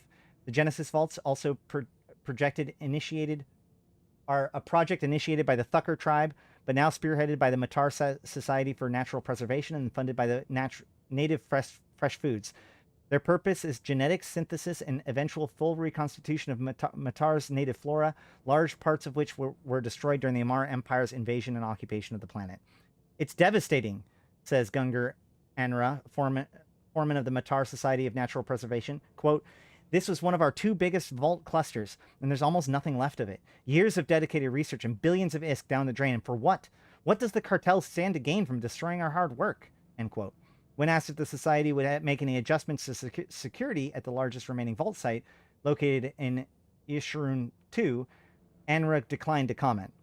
The attack comes in the heels of the message intercepted by unknown party and leaked to independent news outlets this morning, where a pair of alleged Angel Cartel capsule pilots are said to be discussing planned surprise attacks on a group they refer to variously as Savages and Gardeners. The motive for this attack is wholly unknown to this point. And then they correct where the vault's location was. It's actually in Boglikek 2. So then, I think that this is in relationship to the takeover of New Caldari Prime and the attack of New Caldari Prime. I actually don't. I saw this one where Mordu, the Mordu and the Cartel are working together to like aid against Caldari targets and strikes, but I never actually found when I was looking up this morning, I couldn't figure out what actually sparked this point. So if anybody knows, they can throw that in there. The next, though, is that we see in YC115 that there is new live operations within Mimitar borders. One of the first acts of Tribal Council was to determine that the Republic's security is currently lacking, especially on our border world. As such, the fleet has deployed ground troops to a number of areas we believed are harboring cells of terrorist criminals and other threats to the Mimitar people. When asked about the nature of these threats, Elsidar explained, quote, "They come from many sectors. The Angel Cartel, for one. There are also concerns about a possible Amar insurgents attacking colonies, in apparent reference to the Brigand Order assault on the Starkmanir colony by Vard 7th the other week. Apparently, additional security are not been sufficient in the sex status of the systems. The majority of these operations are taking place planet-side," Elisar said. While the Republic fleet would prefer to provide maximum protection to all systems, space superiority is not feasible with our current manpower. However, we are able to strategically redeploy ground troops from away from high-security systems with confidence, thanks to our ability to interdict any hostile forces before they can deploy planet-side. Surveillance probes have already captured several apparent engagements being fought by deployed troops. Some rumors have begun to spread, claiming the fighting is taking place at supposedly top-secret Republic military facilities, but the Republic fleet has dismissed these rumors as patent nonsense. What is happening here? We're seeing the rise of the clone soldiers. Clone mercenaries flood to Molten Heath. Within the first 10 minutes of the Thucker tribe opening planetary districts in Molten Heath to clone mercenaries, every district set aside has been claimed by independent corporations. Individuals continue to arrive by the thousands as they fortify their newly claimed districts and prepare to sell their skills to the highest bidders. Entire planets have been claimed by corporations such as SVER, True Blood, and Delta Force, while others are split between many different corporations. Already reports come in that several corporations have planned assaults on rival mercenary groups in an attempt to claim more land for themselves. The Thucker tribe, however, is dismissive of the potential violence between corporations and instead noted the positives. A representative from the tribe said, quote, "Within hours of announcing our plans, local chatter from the Angel Cartel increased 10 times over. The Republic's security services has told us that many of them are highly worried about the presence of the clone mercenaries and the capsuleers they will draw into the region. The Angel Cartel itself has not made any statements on the matter, but reports have come in that several Angel Cartel ships have been seen evacuating the region. However, other reports show that the cartel continuing to engage in criminal activities inside of Molten Heath. The Mimitar Republic has similarly refrained from making any official statements on the Thucker tribe's invitation." So this is the beginning of the of Dust 514. So in order to deal with the Angel Cartel, the Thucker tribes have brought in a bunch of mercenary corps and other groups in order to basically claim the territories of Molten Heath and pushing out Angel Cartel efforts. The Thucker tribe today announced that it is inviting clone mercenaries to Molten Heath in an effort to police the region and protect it from piracy. The region, long known to have been a haven for the Angel Cartel, has fallen on difficult times recently and virtually abandoned by the Republic fleet.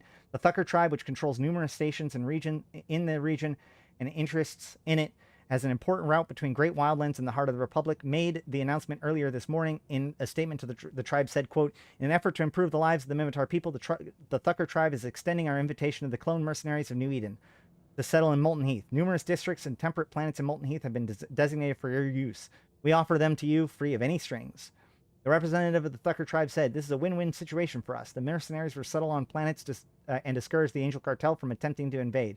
We have seen before in Skarkon, Kenora, and Odalef that the cartel has no fear of attacking planets and attempting to annex entire systems. Local Republic forces are not able to secure them. Numerous highly armed and armored immortal soldiers, however, should prove to be a deterrent. The move is already generating controversy within the Minmatar Republic." Blah, blah, blah. So then Angel Cartel feels pressure in Molten Heath. According to reports of the Republic law enforcement, the Angel Cartel has begun to experience a downturn in fortune within Molten Heath as a combination of clone mercenaries, Thucker tribe assets, and elements of the Republic fleet. While the Thucker tribe and Republic fleet have been active in Molten Heath for years, the newly settled clone mercenaries have enabled them to refocus their operations. So we see already that the Thucker tribe becomes one of the bigger forces against the Angel Cartel during this time. Even though the the Thucker have their own criminal groups, right?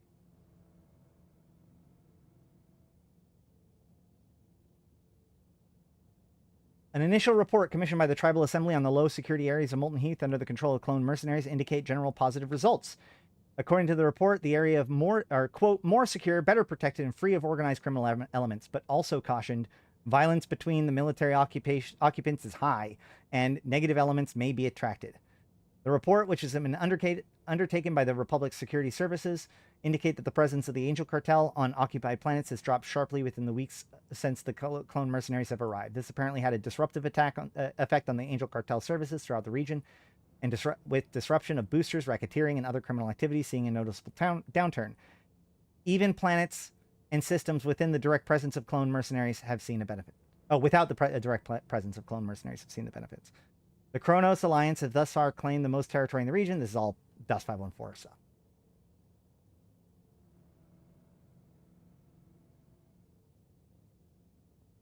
Are the Thucker and Angels fighting in Curse? We're getting there.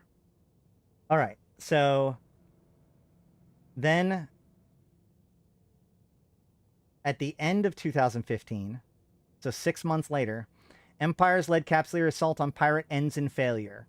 This actually does require a little bit of explanation. Actually, this requires a video. Hold on one second.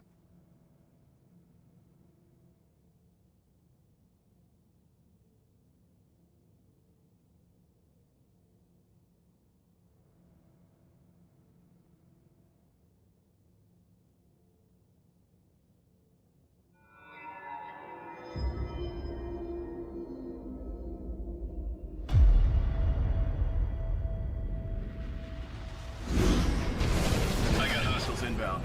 What's your status? Establishing connection in 3, 2, and primary defenses are breached. Attempting brute force on secondary. Keep them off me. Capsuleers of New Eden. We are aware your scanners are detecting cosmic anomalies of an unknown nature. Deploying sentry drones. That should keep them busy. These anomalies originate from covert research facilities known as ghost sites. They are run by hostile factions and pose a significant threat to the entirety of New Eden. Battleships on grid. Time's up. We gotta go. Negative. Just hold them off. I'm almost through. The Empires demand full compliance with the following directive. Capsuleer access to these illicit facilities is strictly forbidden. Taking heavy fire. Unauthorized interactions will be considered a violation. Almost there. Shields are down. There's so much damage. And should you fail to comply... I'm in. I've never seen anything like this. Wait, no. Abort! Abort! There will be consequences.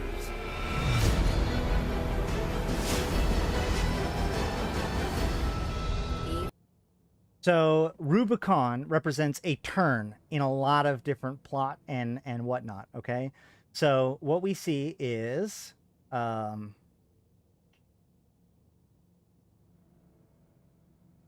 so two Capsuleer strike forces, part of Operation Spectre, led by the admirals from the Empire navies, ended in failure on the 7th of after the general destruction of both fleets. The strike forces were targeted covert research facilities manned by the Angel Cartel and Serpentis. The pirate organizations were able to evacuate the facilities before scuttling them, making off with the majority of technology that they were studying. Nearly 2,000 Capsuleers gathered in Sorum Prime and in Maves as an effort to provide assistance to the Empires. In this respect, the call to action was a major success. However, the operations were plagued with difficulties beyond that. Observers noted that the large number of Capsuleers clogged stargates, slowing travel and preventing the forces from moving in an organized fashion. Coupled with the distances between staging systems to the target, this resulted in the fleets becoming broken up. Additionally, both fleets ran into large forces of other Capsuleers, either aligning themselves with the pirates or of neutral parties, making opportunistic attacks, which ambushed and destroyed large portions of the fleets before either was able to make it to their final destinations of the systems of RMOC TAC W in Curse and 8V TAC SJJ in Syndicate. Reports indicated a 500 Capsuleer strong camp with multiple mobile warp disruption bubbles interdicted one of the fleets in Dorel. Only a battered fleet, much smaller than the original size, was able to make it to RMOC TAC W, while both admirals Ren Caretta of the Amara Navy and Sami Okuda of the Caldari Navy made it. They were swiftly destroyed by Capsuleers aligning themselves with the Angel Cartel. The forces moving from 8V TAC SJJ fared little better. Though it reached its target largely intact, the fleet was incapable of defeating the Serpentis and their allies.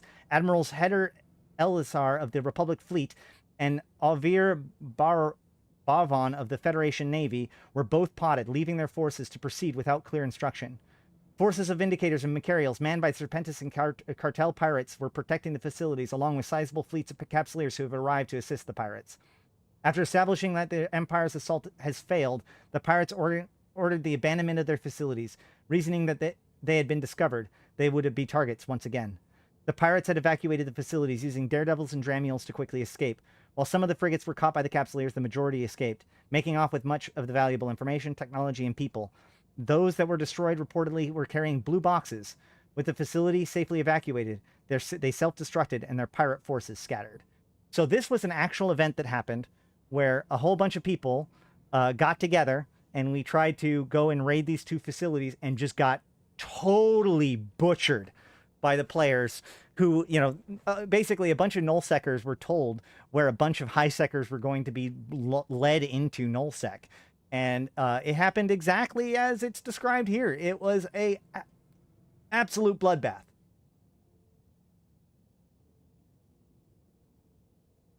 And then shortly thereafter, we have these ghost sites popping up, right? And which have covert research tools.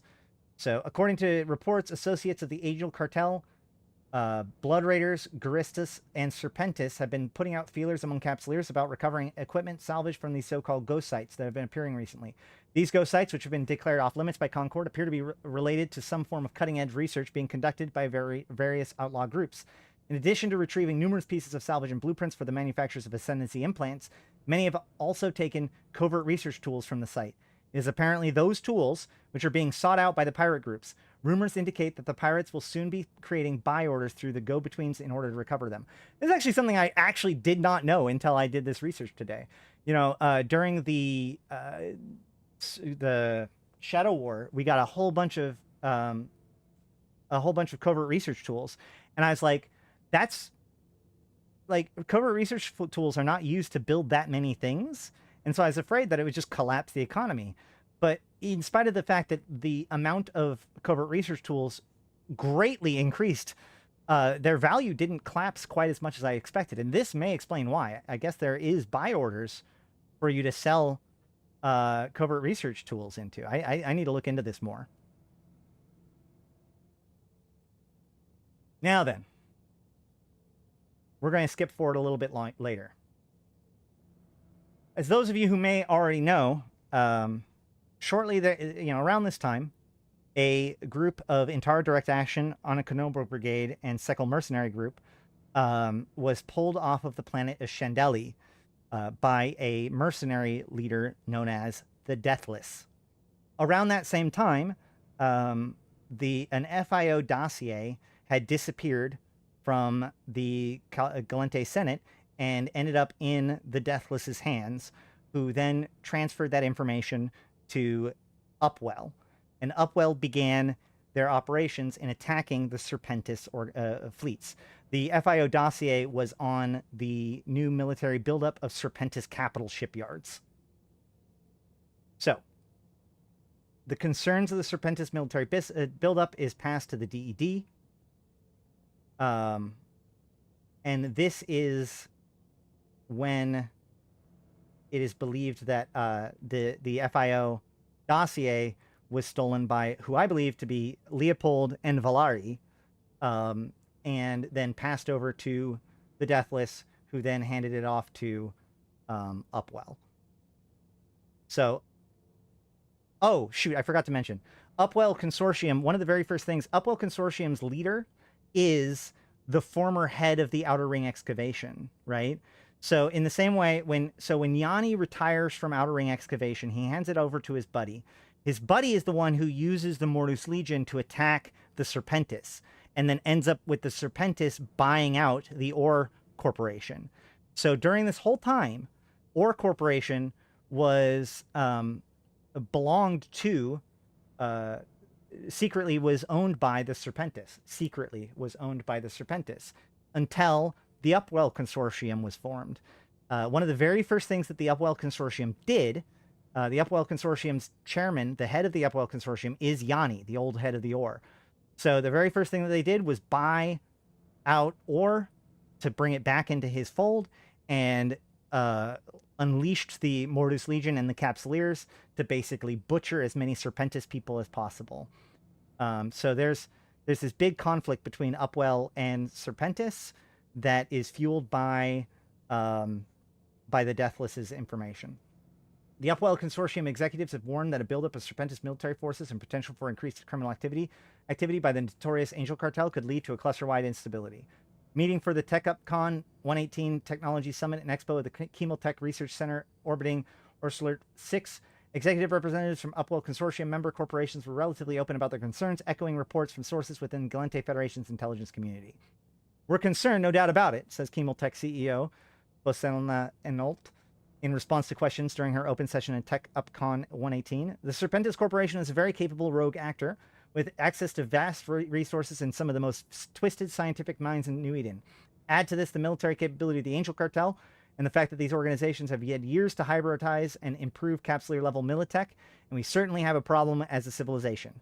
I would wish that Concord would openly acknowledge this, but they seemingly don't want to as yet, and it may be up to the private sector. We'll have to take steps to fill in the gap. So they're criticized for this, and in the end, the scope ends up. Regarding other news, Yoshin Yisrael, CEO of Upwell, member and entertainment behemoth Impetus, was upbeat when questioned about the recent announcement of the Scope Galactic News Network's award for the first independent broadcasting license for Galand operations. Quote, "I welcome this. Impetus considers the Scope a partner and expect that the mutual benefits we have long enjoyed from our commercial relationship will continue in the future." So, at the same time, Scope becomes an independent broadcaster, which of course leads to Scope taking over the data. So Upwell hands over, by the order of the Direct Enforcement Department of the Concord, Upwell hands over the details about the Serpentis corporations over to Scope in order to begin to broker a deal to allow Capsuleers to begin to attack these Serpentis facilities. All right. Jern Egnai, Republic Security Service Director of Operations in the Metropolis region, offered further support, speaking after Director Black to clarify his Republic position that, quote, "The Republic Fleet and Republic Security Services are engaged in open and ongoing conflict with the Angel Cartel and, by extension, their allies in the Serpentis Corporation. A privately owned for-profit consortium should not be in a position where it is permitted to hold back intelligence that poses a risk to the security of any sovereign state in the cluster. So this is where they are demanding that Upwell Consortium hands over the information, and that's when we get the Shadow of the Serpent event, which is successful, and then a little bit later, the Directive Enforcement Department has given their list of official statement of Capsular involvement in the eradication of the Serpentis research and manufacturing sites during a press conference in ULI today.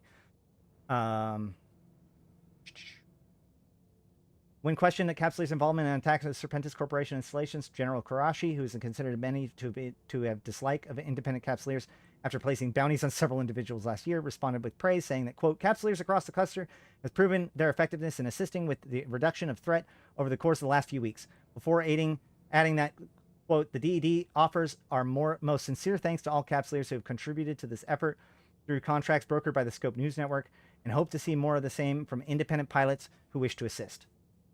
Okay, so next. I don't know if this is relevant to anything, but in 2018, an Angel Cartel-affiliated planetary defense force has been celebrated after fighting off an attack by a suspected rogue drone on the third planet of MTAC N7WD today. Sources among the Salvation Angels group told the Scope that they believe that the attack is an evidence of a new rogue drone swarm or even a Triglavian collective subversion of rogue drones in their space. Further investigation by the Scope Galactic Hour with Rhett Gloriax, however, revealed the true story to be even stranger tale than that. According to evidence released by the Galnet by the residents of MTAC N7WD3 township of Hardscrabble, the purported rogue drone was actually a Hasiota Model 373 auto-combine harvester. Witness reports that the machine was in the small farming town's heavy equipment shop for maintenance when it suddenly burst free from the garage and headed directly towards the town center. The heavy-duty auto-combine then ran amok and did significant damage to multiple township buildings before the local Angel Cartel militia arrived. The crazed farming machine was brought to a halt after several rocket-propelled anti-armor plasma charges were fired into its control core. Images posted by Galnet Security shows the serial number of the Hasiota Model 737 in several places on the seared, twisted, and metal wreckage. According to purchase reports, the auto combine was originally destined for Ren's 3, but the shipment was lost en route. When reached for comment, Ihumonopoulos, Deputy Administrator of Agriculture Lauren Baer, admitted to playing a role in the havoc of Hardscrabble. Yeah, I sent the auto combine on a rampage. I was doing a check on our 373s and saw that one of them popped up as connected to the network. They must have been trying to do a software update or something, so I hit the auto recall. Hope it ran over some of those Angel bastards, said a Deputy Administrator Baer. The Angel Cartel declined a request for further comment. Hasiota representative noted that any warranties applying to their products would be void in the case of due to malfunction by an unaffiliated repair shop, uncontrolled exposure to explosive munitions, and illegal export into territories lacking the proper export-import licensing regime. Okay. Now things start to get a bit... now we start to get into kind of the modern day. Actually, hold on. Let's get back to what... Let's jump back to what Elizabeth was telling us about. Okay? So we next hear about the family in YC125. 2013 is an organization behind one of the Dust 514 war clone operations. Quite how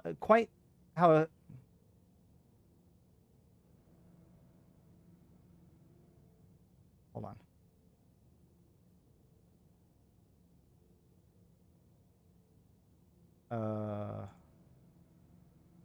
Quite. It does start. Why does the word quite there? What does quite mean in that case? That's so weird.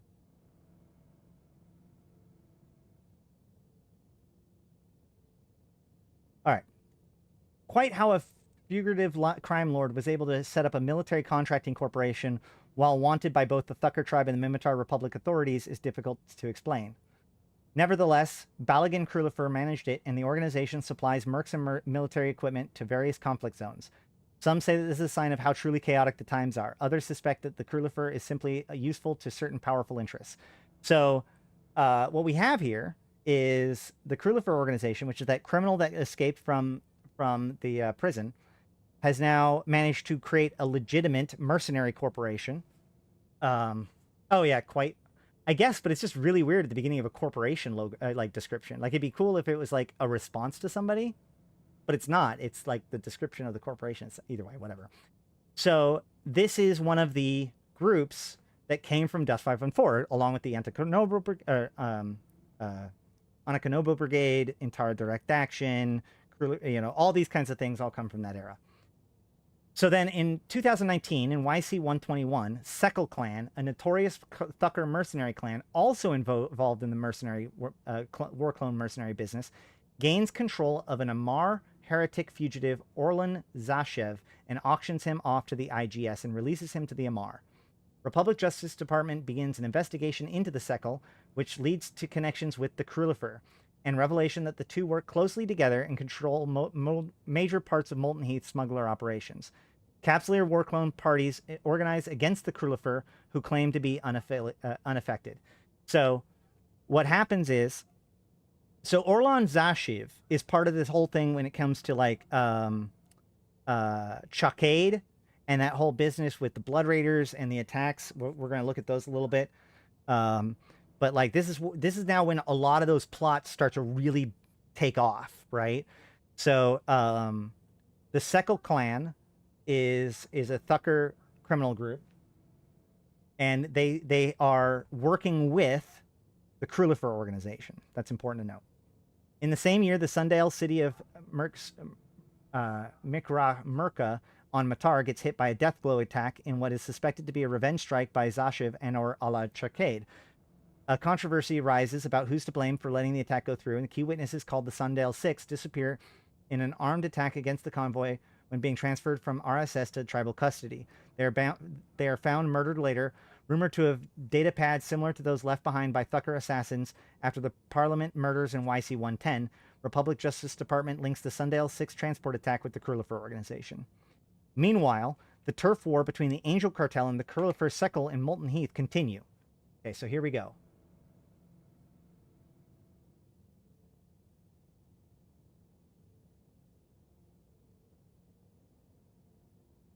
We're going to start looking at some notes.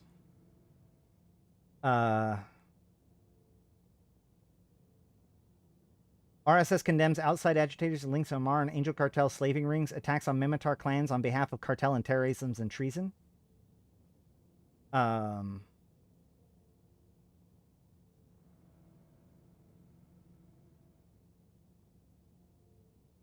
Is there anything else in here? I don't think there's anything else in here right now.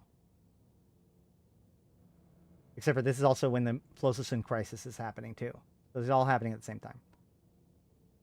Mimitar Republic launches surprise offensive during break in southern Flossison raids.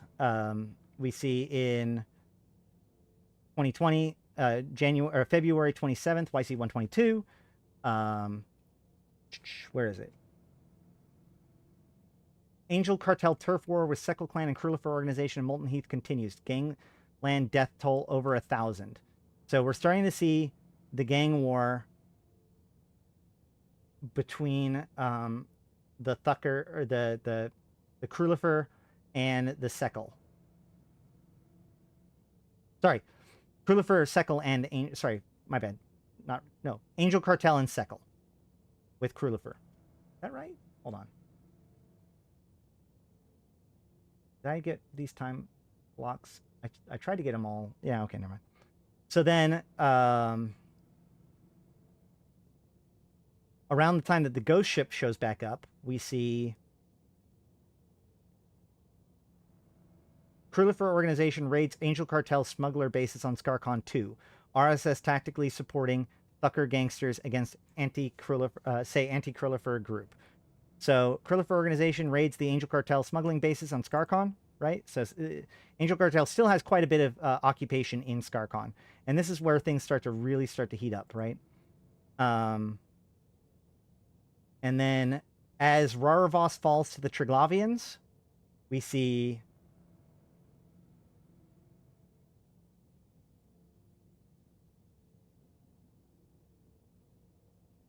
where is it? RSS endorses CBD IFER position on Skarkon 2 security and designates Krullifer organization a local security contractor. So again, so this is what's kind of weird, right? So CBD and Ifrico, CBD being a Caldari mega corporation, Ifrico being Mimitar, work together and basically side with Krulifer organization as being the official, like, people maintaining Skarkon 2. Better the enemy that we know, you know, like in the world of like Krulifer organization and Sekal group versus Angel Cartel, they still side with the Krulifer organization because they're at least Thucker, right? Then Mimitar, Republic government, and Skarkon asserts total and enduring sovereignty in the 7 tribes. Skarkon, Molten Heath, Krulifer, Kumatar Krilifrit has asserted the Mimitar Republic's government and Skarkon system will never consent to any diminution of the total and enduring sovereignty of the 7 tribes of Mimitar and Skarkon. The Skarkon system governor remarks were made in response to fresh Capsuleer and Warclone conflict within Republic-affiliated forces over Skarkon 2. Reports from independent observers in Skarkon system has confirmed that a number of Capsuleers were engaged in an effort to resupply ground forces on Skarkon 2 this last Saturday. To that end, the Capsuleers appear to be used the Planetary Customs Office in a Bowhead-class freighter operating in low orbit. Conflict in orbit around Skarkon 2 erupted shortly after the large fleet of Sekal Expeditionary Force ships deployed over the planet, escorting their own flights of Bowhead-class vessels into low orbit on the planet. A battle between Capsuleer forces and the combined Sekal Krulifer fleet broke out when a Naglfar-class dreadnought opened fire. The capital ship was reportedly piloted by Capsuleer-affiliated and self-styled anti-Krulifer war clone forces engaged in conflict with the Krulifer, Sekal, and other forces on the surface of Skarkon 2. The Kumatariat government has declared those war clone units outsider terrorists and claimed that an alliance with the Angel Cartel is among the alleged crimes of the war clones. The orbital battle ended following the destruction of this dreadnought and several Sekal battleships. Witnesses of publicly available telemetry also confirmed that Krulifer organization frigates were also in evidence as the Sekal ensured that 3 flights of Bowheads were able to reach the planet safely. The Bowhead class, a flexible transport platform that a number of mercenary and corporate security forces have found useful as a true planetary operations and material transport. The Scope military experts estimate that the Sekal Expeditionary Group has landed as many as 90,000 troops, fully equipped with and supplied for extended urban pacification operations. Kumatar Krilifrit has himself been very clear on the position of the Republic's security government. Quote, "We have always maintained that outsider war clones are renegades and terrorists in league with the Angel Cartel, a criminal organization well known for spreading terror and with slave raids on the outer colonies of our people. We now have unequivocal evidence that these outsiders are in league with the Amar paramilitaries, following their brazen assault on a legitimate security contractor personnel transports alongside known Amar loyalists. We also see that a certain Matari organization has allowed the Amar to burrow deep within their ranks and is taking careful note of this. A popular slogan says, 'All invaders must die,' and we must extend that to their collaborators." Ash, like a lot of this hyper entwined with the play. Yes. That is a good point. Thank you, Lara Light. When I'm talking about, like, when we talk about Capsuleers, these are actual people, players, doing things involved in this. The Bowhead pilots, the Naglfar, like all these things are. This is a story that is being borne out largely through player actions, or at least in-game actions, right? So, really cool. But, let's see, where is it?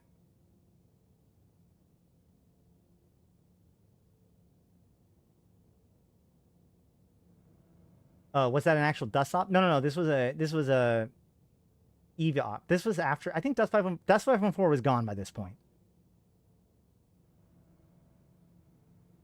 All right. Now then.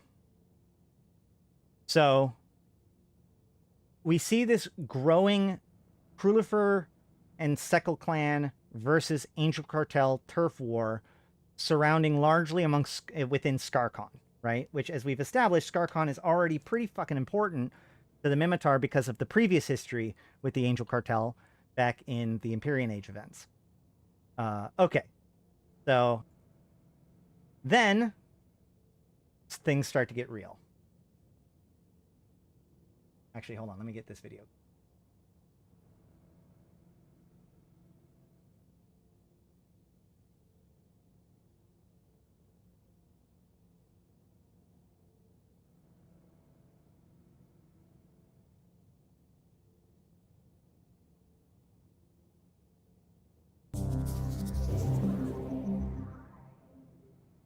Despite an apparently lasting halt in major invasion operations by the Triglavian Collective, Edencom officials remain deeply concerned by this situation across the cluster, and all forces remain on high alert.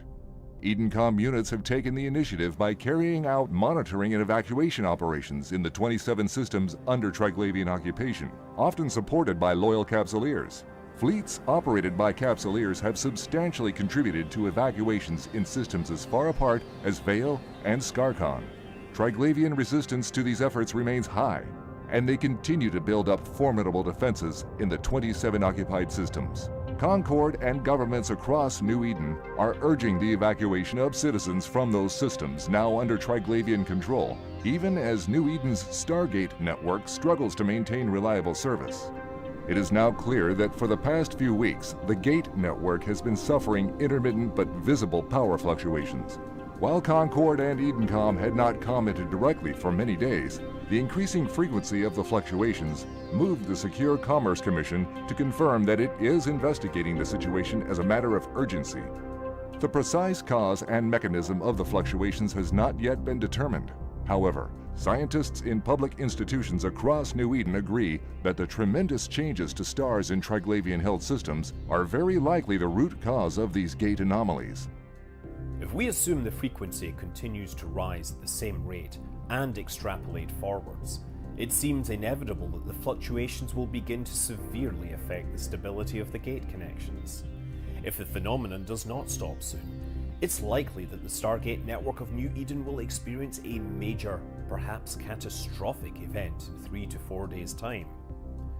While the functions of Stargates, jump drives and so forth are well understood in theory and practice, it should be remembered that there are many open questions as to the fundamentals of space-time mechanics and dimensional interconnections. Triglavian FTL conduit technology operates in a manner which is clearly related to stable wormhole formation and transit, but it is sufficiently different that we do not fully understand it yet. Naturally, many theories do exist on the subject, but none are comprehensive enough to fully explain the different realms of space which arise from extreme space-time topologies, phenomena such as dead space pockets and abyssal dead spaces. What we are seeing across the Gate network is a novel phenomenon, but we know from the Selene incident, Caroline Star, metaliminal storms and archaeological evidence of ancient catastrophes, it is possible for powerful effects to cascade through Gate networks or cause wide-scale wormhole instability. Ultimately, in order to protect the wider network, we may be forced to disconnect the gates leading to Triglavian-held systems. Despite the looming threat of a Stargate crisis, Edencom's Provost Marshal Cassia Vulcaneer has emphasized that the threat from Triglavian forces remains high. Marshal Vulcaneer has commended Capsuleers loyal to Edencom for their efforts across almost 200 star systems invaded by the Triglavians.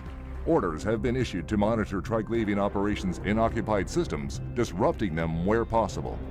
Even so, the main effort for Edencom and Empire regulars at this time is focused on evacuating civilians out of occupied systems.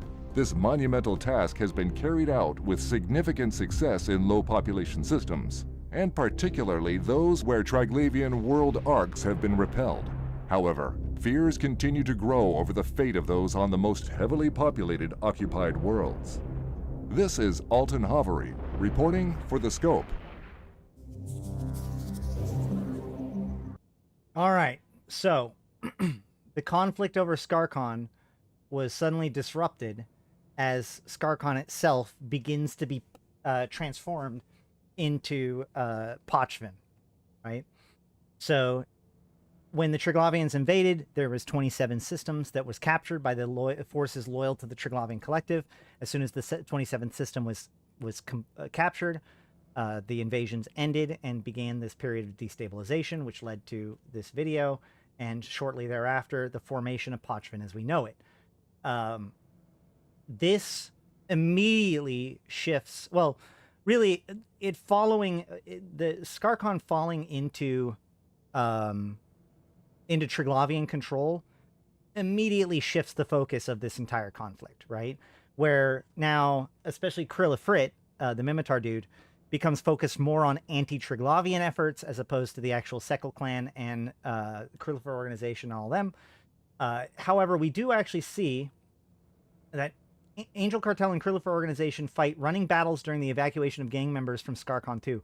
So even as Skarkon is like getting ready to be sealed up by the Triglavians, the turf war between the Krilifer organization and the Angel Cartel is continuing. I point this out just to point out exactly how bloody and how entrenched this conflict between these groups were. Next, October 28th, which is 18 days later,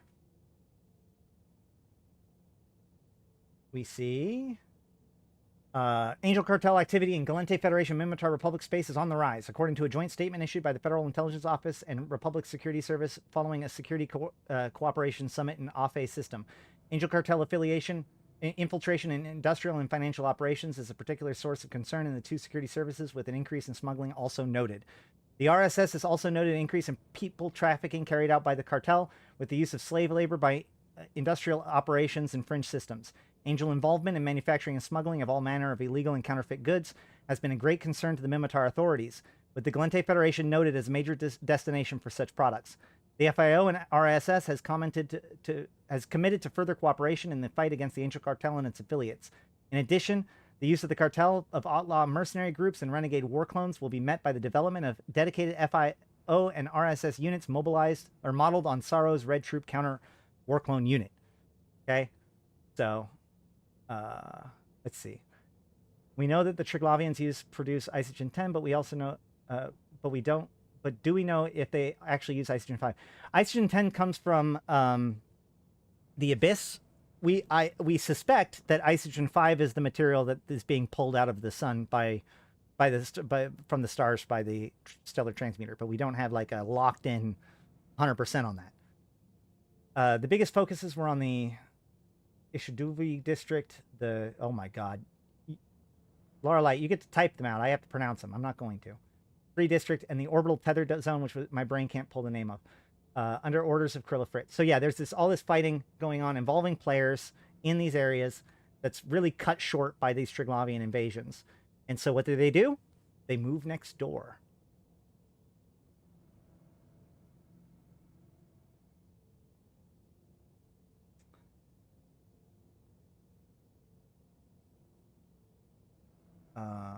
The Minmatar Tribal Council has reasserted the enduring and total sovereignty of the 7 tribes of Matar over the systems of Skarkon, conquered by the Triglavians, and made a Svarog Clade-controlled system within the newly created Pochvan region. The declaration also covered the systems of Krillarad, comes as a various Republic loyalists and pro-Triglavian warclone and capsuleer groups made claims and counterclaims over the status of Skarkon and territories within it. Following a meeting of the Tribal Council, Sanmatar Maltu Shakur said, quote, "It's plain enough to anyone who is actually loyal to the Matari people that the lands of Skarkon 2 and tribal lands are tribal lands in perpetuity. No claims based on the Serpetus Amar-style arguments merit a moment's consideration. Outsiders and fallen kin may try to cook up a pretty meal of persuasion by finely chopping words and logic, but all Matari know that there is no true moot feast for any tribe and clan to be found in such dressed-up pap." What colorful language. The Minmatar Republic considers all territories of Skarkon system to now fall under the direct jurisdiction of Skarkon Tribal Resistance Army, commanded by Valkyr General Krillifrit, as the sole lawful authority representing the Council of the 7 Tribes of Matar. The Thucker tribe has also confirmed that the various territorial leases of its tribal land in Skarkon 2 were, quote, automatically terminated when acts of terror and war were made against the lawful government of Skarkon 2. The Skarkon Tribal Resistance Army continues to defy the Triglavian invaders in Skarkon 2, with a number of missile strikes carried out by the Svarog Clade and pro-Triglavian war clone positions in recent weeks. Additionally, STRA numbers have been bolstered by reinforcements and volunteers from the Republic Armed Forces and Minmatar paramilitary groups. Despite the resistance efforts, reports from EdenCom briefings indicate Svarog forces continue to hold the population centers of Skarkon 2 and are slowly expanding their zones of control across the planet. Death toll over 500 in gang war between Angel Cartel and Krilifer organization on Inur 6. Rival groups bolstered by Skarkon gang members. So the war immediately spills over into Inur. Serpentis Corporation denies involvement of assassination of federal drug enforcement officers in Octavane system and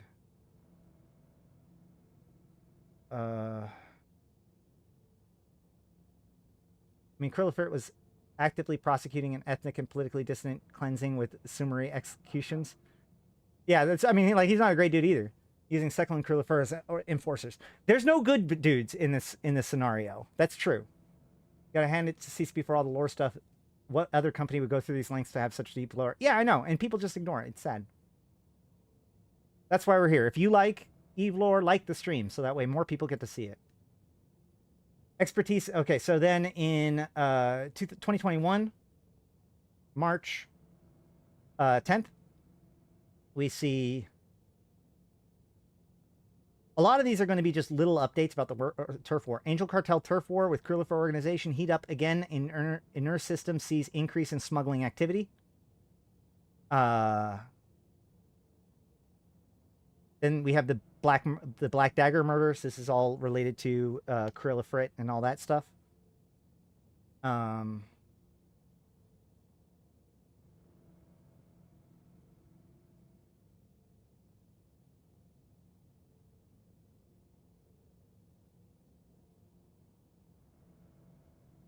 This is during now the dread attacks begin happening.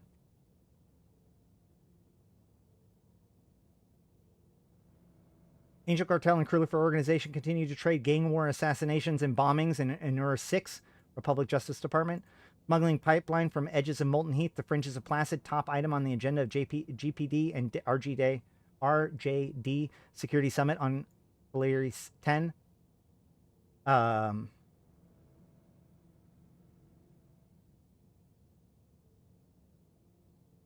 Then in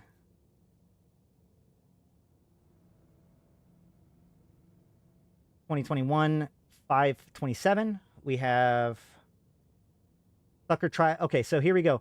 Angel Cartel assassinates Krillifert organization's top underboss in Enur system at meeting with Thucker clanners. Thucker tribe Sekal clan vows to avenge killings in violation of codes of clan hospitality. So this is when the Thucker tribes, and especially the Sekal clan, really properly get involved in the Enur system stuff.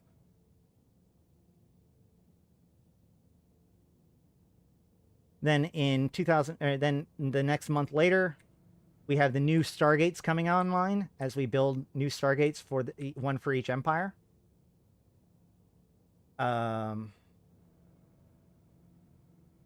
Mimitar Republic's security dominated the latest meeting of the Tribal Council with measures to command renegade warglons, fund more clandestine operations, and raise new volunteer armies for the defense of Flosis 4 and the liberation of Skarkon and Krillarard. Despite a lengthy session that observers described as a heated at times, the package of measures gained consent from the entire Tribal Council. Yeah, so the question was, are the Krillifert players... at this point, no. When Dust 514 went down, they've used the corporations in Dust 514 in various different places, but they're, at this point, 100% NPC organizations, for the most part, as far as I know. Now, there's loyalists, obviously, player loyalists that want to work for each of the sides, but these are effectively NPC groups at this point. Chief Akasa Midgelar of the Sebester tribe expresses concern of an overexpanding security state that imperils the freedoms and rights of our clans and tribes. Blah, blah, blah. Rejection of sweeping rights of Concord Sorrow Red Troop and anti-war clone and derail anti-AI units to enter tribal and clan territories under Republic Security Service supervision was inevitable, with 5 tribes objecting to such measures. However, Chief Tenerhad Daikon of the Crucial and Chief Einar Abul of the Thucker were able to win the day by enhanced investigatory powers by the RSS anti-war clone units, and the Brutor and Starkminer tribes were persuaded of this need by the rise of the renegade war clones associated with Amar and Triglavian slavers and invaders. Funding for clandestine units able to operate against the increasing pirate and illegal slaver operations, as well as infiltrate occupied territories and poachment in the militia war zones, was less controversial. The council also passed funding and enabling measures to provide for raising further volunteer armies for the defense of Flosis 4, liberation of Skarkon and Krillarard, and supported militia and liberation operations generally. So, again, continuing to heat up, continuing to go on, this little conflict in that area. And then, Skarkon has its own fighting, but now this has become mostly Triglavian focused. Krillifert and Sekal ally with Intara family and Anakanobo Brigade to control Anur Uman smuggling routes. Boom. That one. That right there. That's the note that stood out to me as the first sign of what we now have happening. Okay? So the Krulifer family and Sekal Mercenary Group. Okay, so Sekal Mercenary Group has now gotten involved. So Krulifer was fighting the Angel Cartel. Krulifer gets messed up by the Angel Cartel, and so the Sekal clan come in to back them up. The Sekal clan has connections to the Antara family, which is and the Anakanobo Brigade, which are both criminal Caldari groups. Who works with all three, the Sekal, the Antara, and the Anakanobo Brigade? None other than our good old buddy, the Deathless.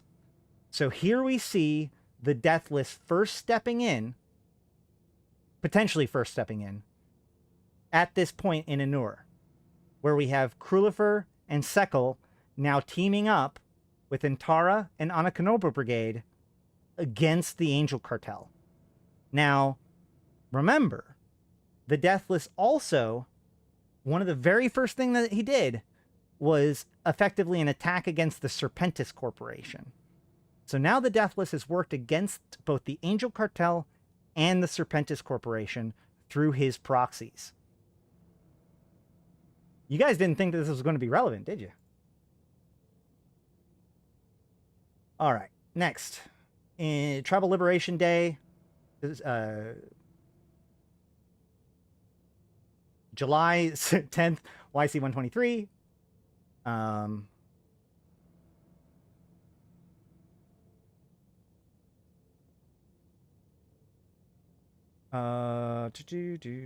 Where is it?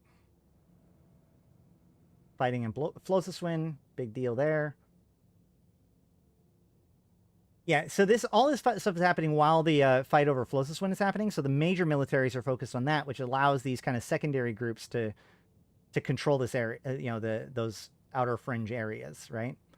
Sekal clan troop transport spotted arriving in force in Anur 6 as Krulifer Angel Cartel gang war continues. Antara Direct Action reports raid on Oijinan Garista space, claims evidence of Insurum smuggling and trafficking. So Antara Direct Action is still working against the Garistas. Is there anything else about this?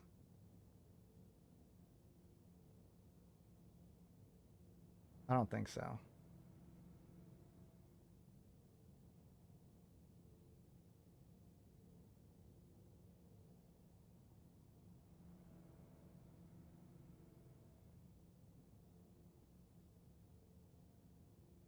Next.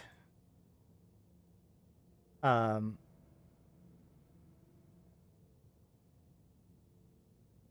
do we go? So 16 days later, we have the New Eden. Oh, yeah. New Eden Defense Fund income gets reduced, so Edencom gets weakened. This actually gets fixed shortly thereafter, but still.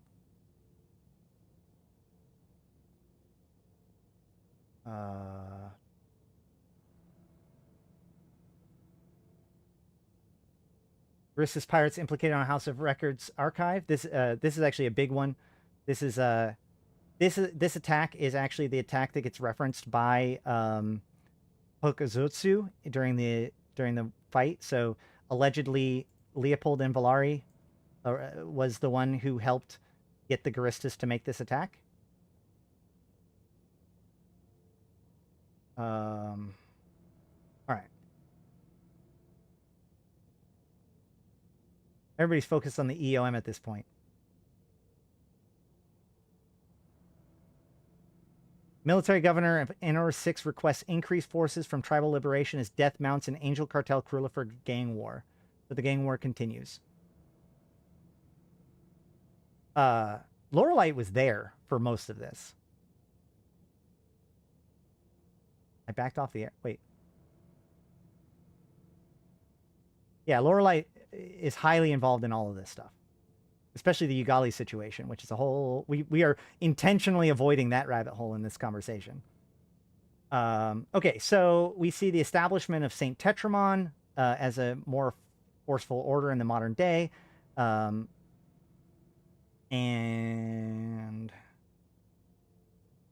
dispute over land and transport rights break out between Verrokior and Thukker clans in Anur 6. So now the Verrokior, another clan, is getting involved. Thukker Council of Caravans disavow responsibility for clans outside of jurisdictions of the Great Caravan. So basically Verrokior are being attacked by these Thukker clans, and the main Thukker caravan is like, hey man, we can't do anything about the renegade ones, which is basically a way of saying that this is the Sekal mercenary group that is doing this. Military governor of Anur 6 authorizes territorial guards to carry out police action. Turf war between RSS, RJD, Verrokior tribe marshals ensue over Sekal clan cargo seizures. So things are really starting to escalate between the Republic and these different forces.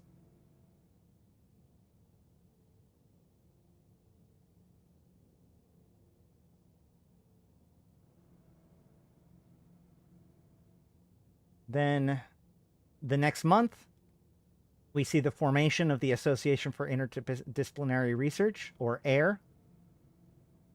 As that is happening, raid on Ajinan 2 Guristas hideout by Antara Direct Action, nets billions in corporate script accounts, transaction chains. So Antara Direct Action are still deeply in contest with Guristas. Republic Justice Strike Team interprets large Angel Cartel human trafficking convoy in Matakan system. RJD refuses to comment on claims of intelligence on Angel Cartel convoy passed on from RSS field agents in the Anur system. Republic Ambassador Kaitun alleges cartel slavers were delivering our people to the Amar regime in derelict. Lord Governor Ekraz Salev of Amatar Mandate dismisses Republic claims as tired propaganda from a terrorist state. So what we see here is the Amar are still working with, especially apparently the Amatar Mandate, working with the Sekal clan, and in the end, Republic Justice Department, or not the Sekal clan, but Angel Cartel, who are doing the human trafficking out of Anur. So RSS have their own field agents in the Anur system where this turf war is going on. They detect that a bunch of slavers are being pulled out of there. They catch the human trafficking convoy, and it's a whole thing.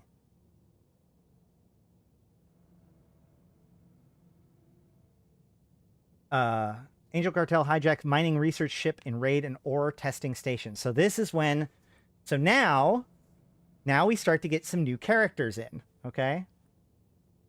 Is this gonna, hold on.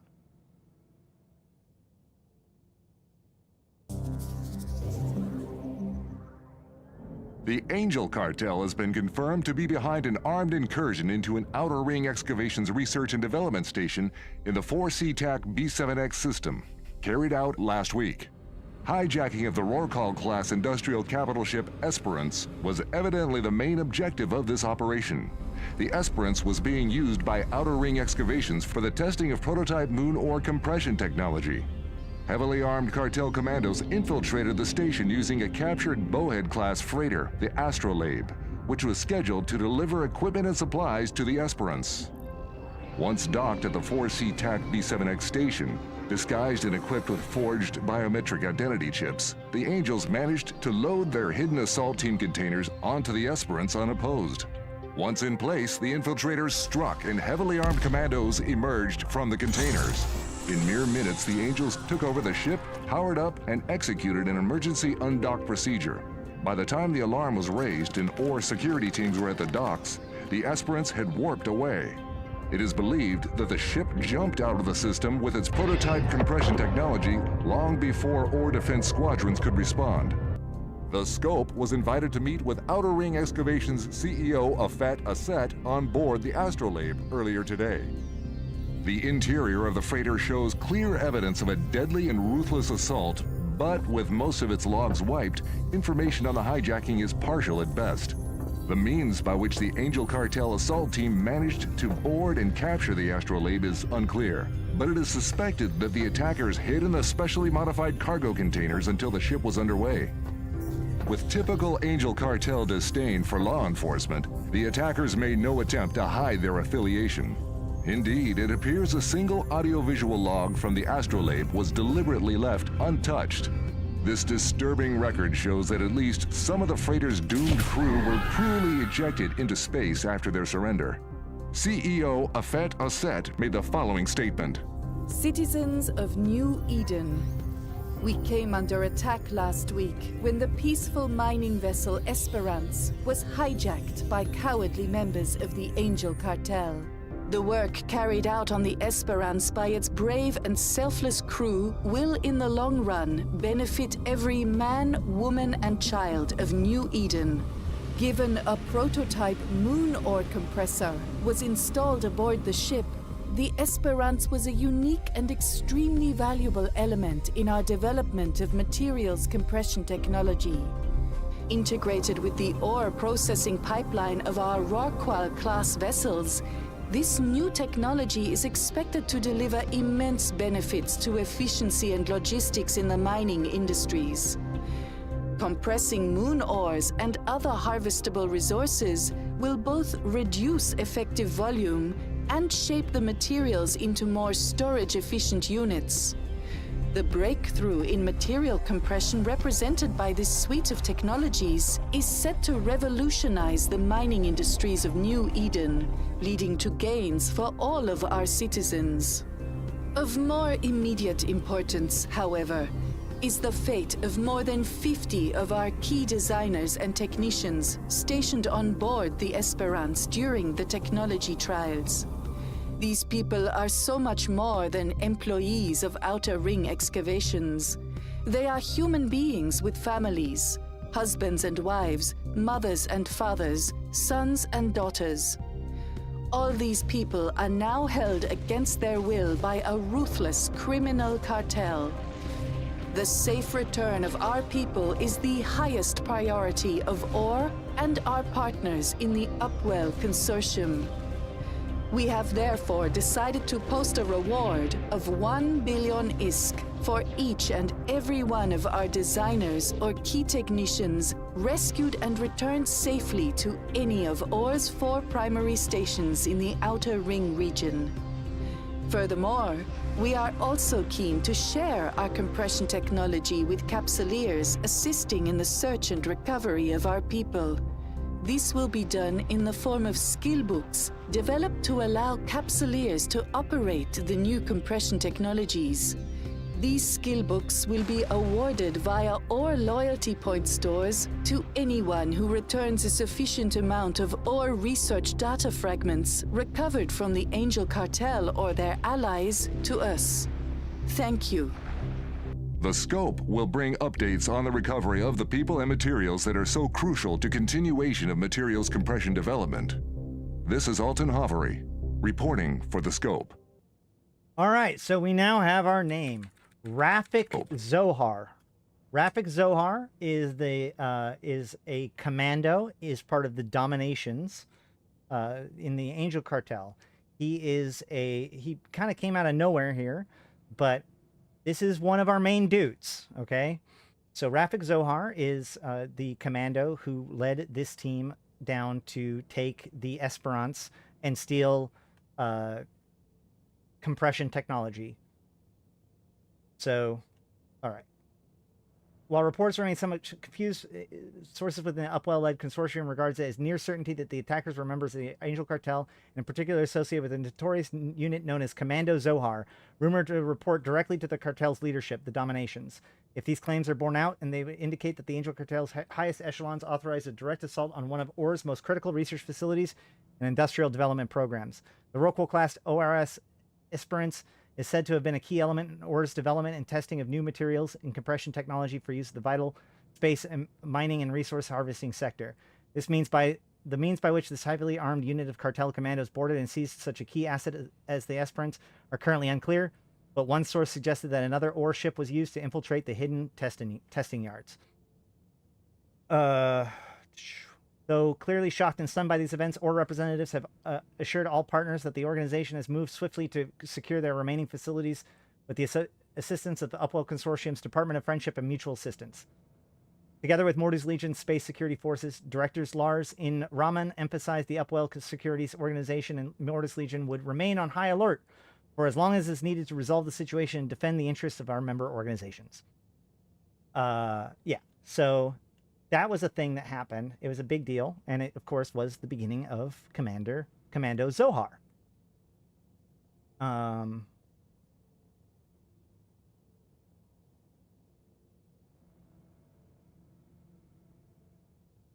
Garissa's pirates disavow involvement in an attempted renegade AI hack of SEC Komotoro's encrypted currency and script exchange in Naibainen. This is that's a note that I think is worth looking into, but that's not today's. I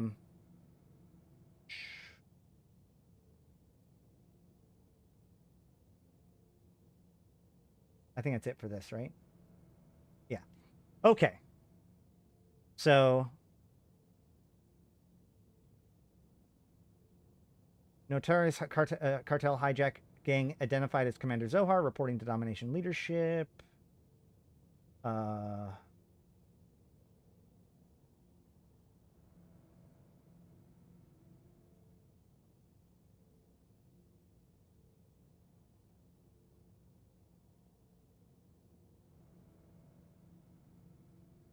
Or executives confirmed that recovery bounties offered for return of kidnapped compression researchers funded personally by Yanni, who's the the guy who made Or.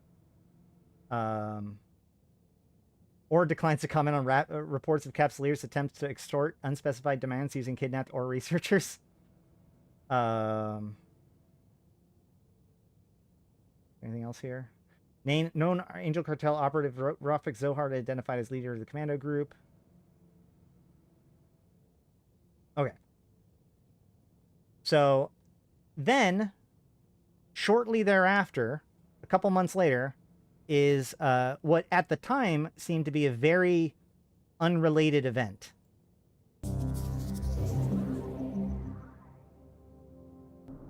Residents and workers at the Jita 44 Trade Hub were astounded by the sight of hundreds of capsules exiting the station this morning.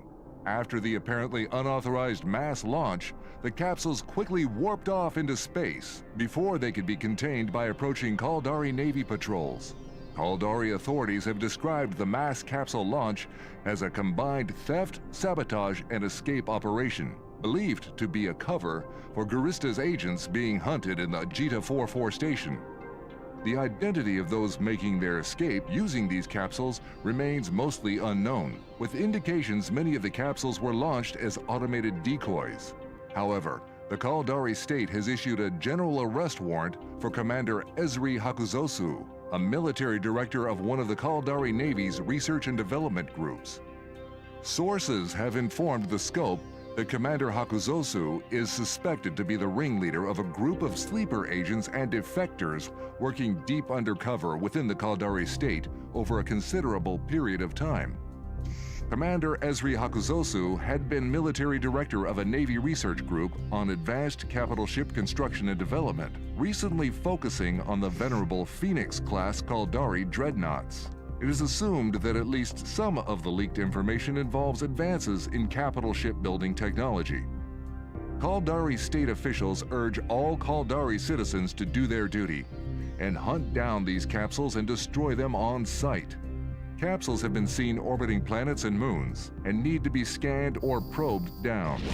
Keys found in the wreckage of these capsules have been confirmed to access Garista's hunt outposts, which seem to be the escaping capsule rendezvous points. Any recoverable data or corpses are to be retrieved and handed over to the Caldari Navy through established trading protocols. There are indications that information of critical strategic importance to Caldari state interests was stolen by the infiltration group, with other empires and pirate organizations apparently making bids for any stolen information through the Capsuleer market. The regions around Venal have seen a significant increase in Caldari Navy and Garista's activity, as ships on both sides attempt to scan down and retrieve the hijacked capsules. Occasional clashes between the fleets have also been reported. The Venal region seems to be the main destination of the hijacked capsules, supporting the theory of Garista's involvement in this operation. Like many outlaw groups, the Garista's pirates appear to have been upgrading and expanding their capital ship construction operations recently. There are also reported sightings from across the venal region of some kind of mobile military shipyard guarded by Garista's forces. Dedicated Garista's capital building shipyards have also been encountered, and Capsuleers are advised to show extreme caution when approaching these heavily defended installations. The Scope will continue to report as the situation develops. This is Alton Havery, reporting for the Scope.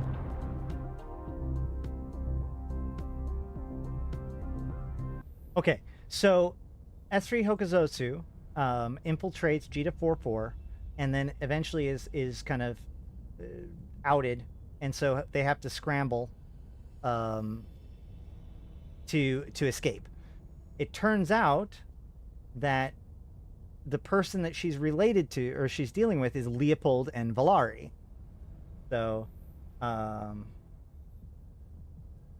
let's see if there's anything here about it.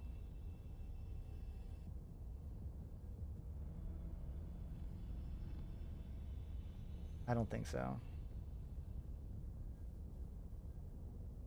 Underworld violence in Placid, Solitude, and Syndicate regions linked to ongoing Angel Cartel turf war with Krullifer organization. So now we got to look at the map, okay? Because here's the thing.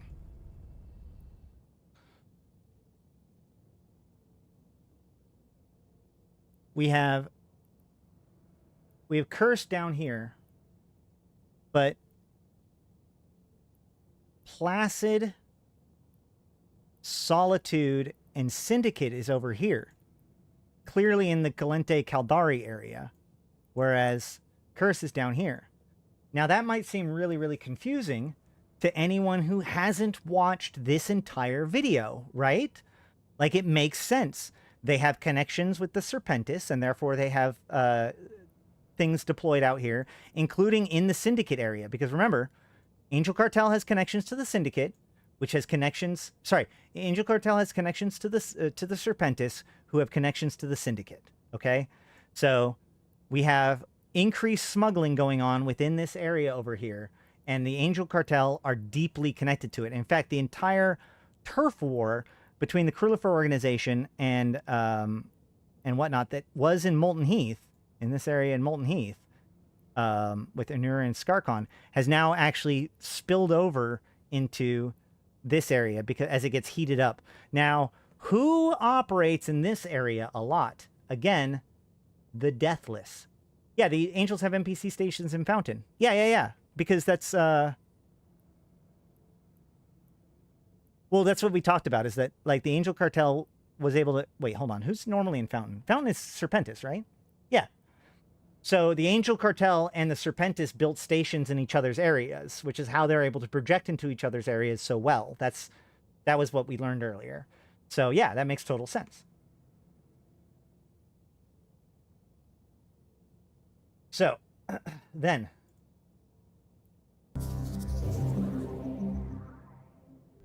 After almost 2 weeks of intensive hunting for Garista's hijacked capsules in and around the Caldari State and Venal regions, search activity is ramping down.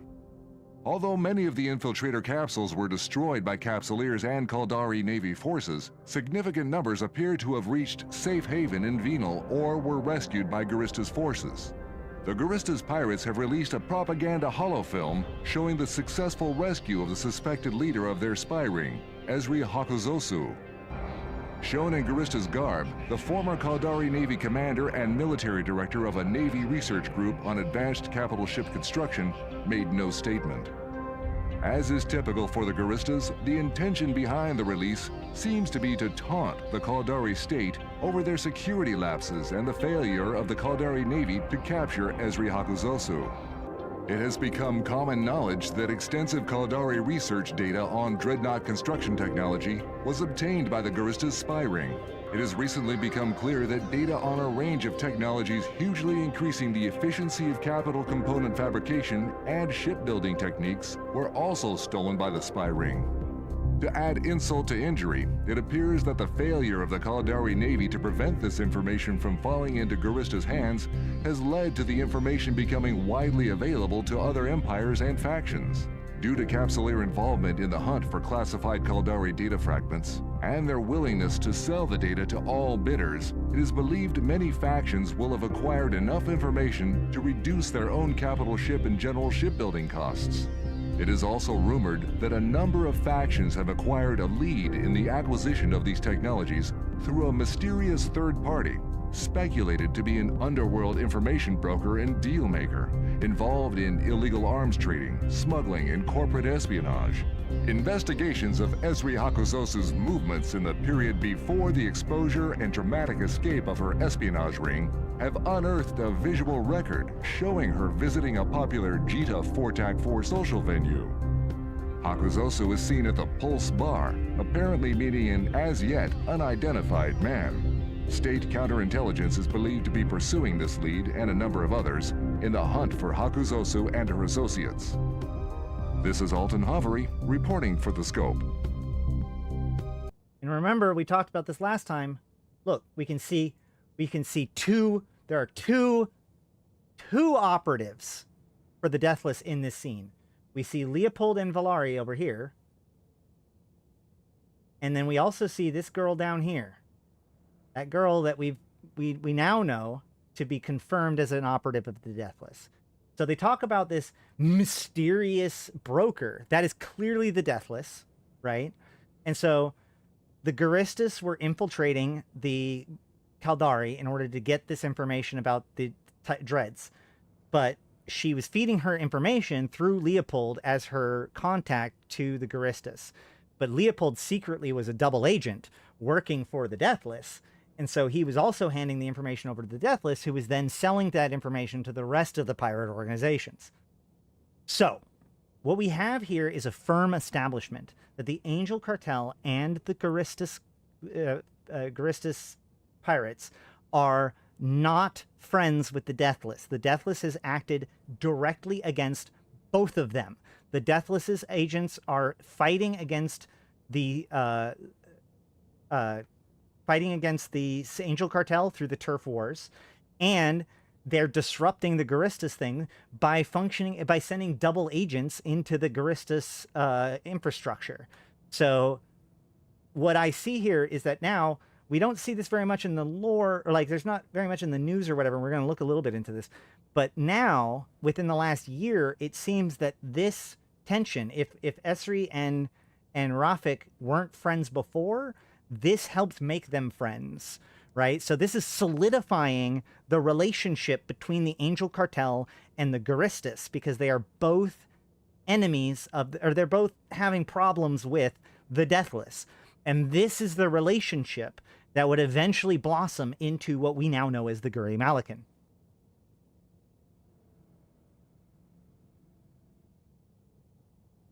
Additionally, let's see if there's anything. Yeah.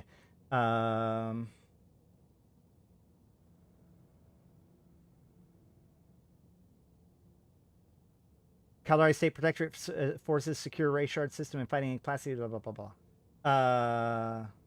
Smuggling on the rise across New Eden as DED warns of turf war between outer region pirates and empire-based criminal organizations. So that's the turf war, right? Like that's basically, it's exploding. That Krullifer organization, Angel Cartel turf war has now basically encompassed all many criminal organizations across the cluster. Whereas and is basically an opportunity for the Deathless to be solidifying their power.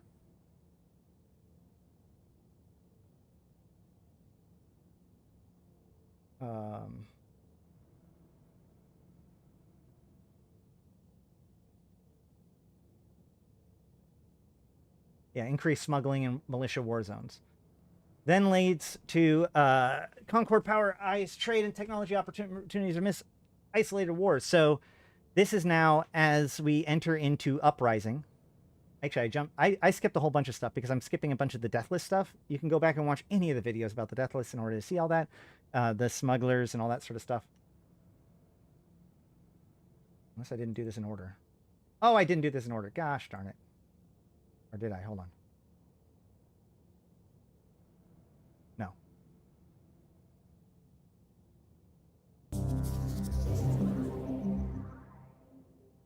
Just a month after their main research vessel, the Esperance, was hijacked by Angel Cartel commandos, Outer Ring Excavations have recovered from the incident and rolled out a new line of material compressors. Outer Ring Excavations released the following statement earlier today. It is with pride and gratitude that we announce a technological breakthrough for the mining industry. We are introducing to market new material compressors designed to be used with our line of industrial command ships, the Porpoise, Orca, and Rorqual classes. Installed deep in the beating heart of the ships, these new compressors are equipped with powerful computer arrays and logistics firmware that can interface with other ships in mining fleets. These features allow for high-efficiency fleet logistics coordination, permitting rapid transfer, cargo handling, and compression of materials across a mining fleet. From now on, each ship in a mining operation will be able to compress materials in their own cargo hold, utilizing active shipboard compression technology modules fitted to industrial command ships in their fleet. Ice, gas, moon, and asteroid ore can be compressed, providing a significant increase in mining efficiency due to the reduced cargo space required by minerals. Compressed ice, moon, and asteroid ore may be refined in the usual manner, but compressed gas must be decompressed to be used as a resource, and here some losses are possible. This loss of gas can be minimized by skilled operators and by using equipment found in the Tatara refineries. We also are pleased to announce that improvements have been made to the Tatara refinery structure pipeline, applying to all materials. We here at Outer Ring Excavations would also like to use this opportunity to express our gratitude to those who assisted in returning to their families over 40 of our kidnapped staff. To mark this, we will be awarding medals, recognizing the efforts of those Capsuleers who have returned any of our researchers. It is in large part thanks to Capsuleer efforts in returning our staff and retrieving our stolen data that we have been able to complete the development of this new technology. Unfortunately, not all of our people have been brought back to their families, and once again, we urge Capsuleers to assist in making their safe return a reality. Thank you. This is Alton Havery reporting for the Scope. So then in the notes, though, we can see, let's see, where is it?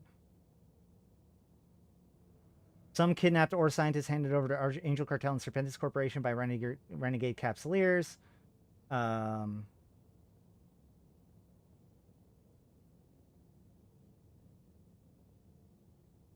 Nefinter, Starkminer, and Verokir tribes pursue liberalization of Mimitar economy in assembly in debates against Crucial Thuckerblock. That's interesting to note because the Verokir were in that conflict with the Crucial, or with the not the Crucial, but the you know, that one place, the people that we're talking about, the Curlifer organization. And then Gris's pirate implicated in raid of the Arturus House of Record Station. Oh no, this must be, this is the one. This is the yeah, that's the attack that, yeah, this is the attack that Leopold apparently helped get to happen. Serpentis Corporation accused of complicity and massive smuggling of drugs, illegal cyberware, and armaments into Gallente Caldari war zone.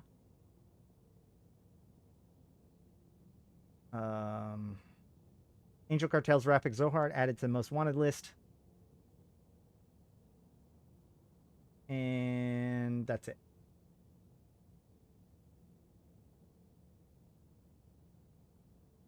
So then here we have wait. We jumped like an entire year. Is that true? Hold on. Did I mess this up? No, yes, I did. I totally messed this up. I didn't get my final pieces all in order. So then we have this.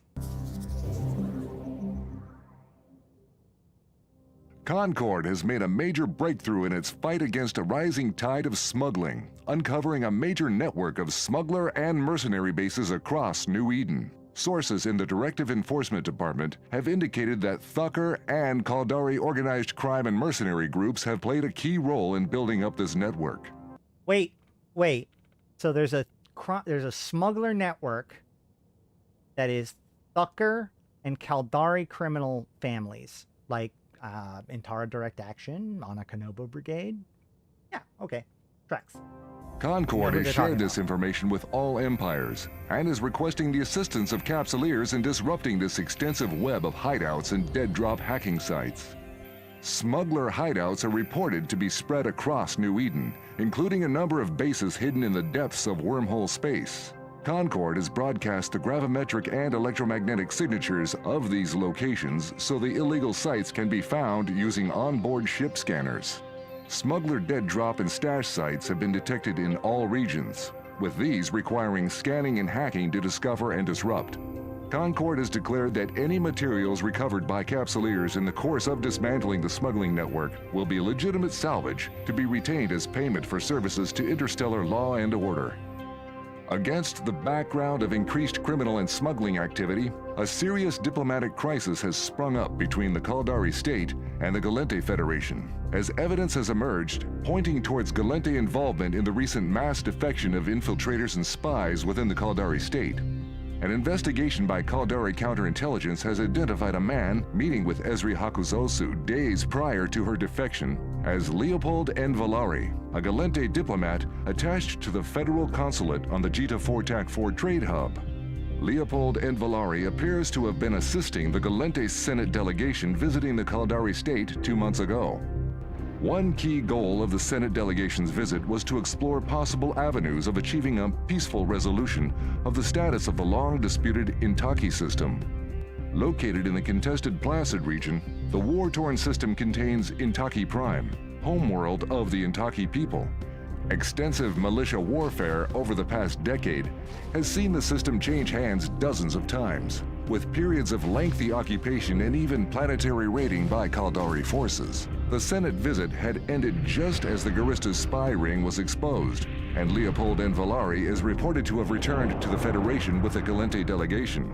The Caldari state's chairman, Akimaka Saraki, is known to have been in direct communication with President Celis Agard of the Gallente Federation as diplomats on both sides scramble to swiftly resolve this sudden crisis. The Gallente Federation firmly denies any involvement in the infiltration of state military and research agencies by Garista spies, but this development has already set back discussions on the future of the Intaki system, causing alarm on Intaki Prime. Federal authorities are refusing to confirm or deny reports that N. Vel'ash has subsequently disappeared. The Caldari state has added Leopold N. Vel'ash to their most wanted list, ignoring Gallente protests at listing a federal diplomat as a wanted criminal. The scope will report as the situation develops. This is Alton Havary, reporting for the scope. So Leopold N. Vel'ash has now been identified as the operative, and apparently, like I said, allegedly he was a double agent. Let's see. Federal Senate refuses to comment on status of Leopold and Vel'ash while protesting Caldari warrant for arrest. There's a lot of strong evidence that shows that the Gallente have a strong relationship with the Deathless. Thucker and Caldari organized crime and mercenary organizations reported cooperating in smuggling enterprise. There you go. That's Deathless Network right there. Delegates to Interstellar Anti-Smuggling and Counter-Piracy Conference arrive in Jita 4-4 ahead of Summit, so they're having an anti-smuggling and piracy conference.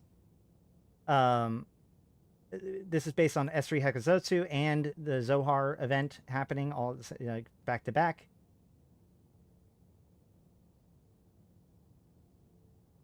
Prolifer organization working with Sekal Clan Expeditionary Group to smuggle illegal weapons according to ACN report. ACN being Amar. So there you go.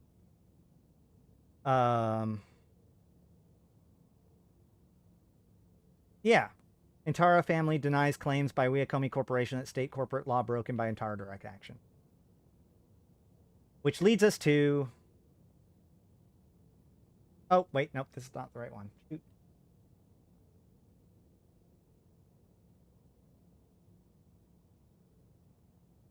Of course, this video.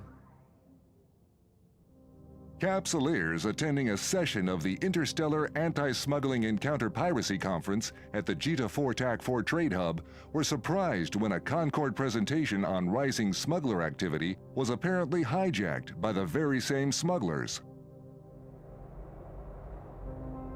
Platitudes, blandishments, lies.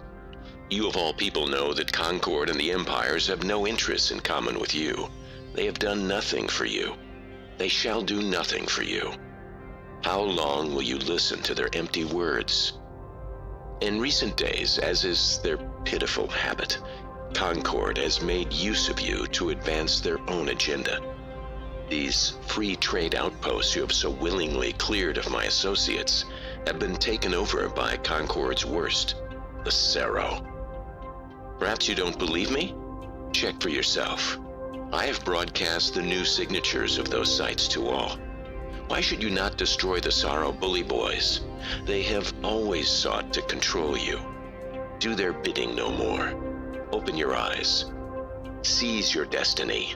And, if you would, join me, the Deathless.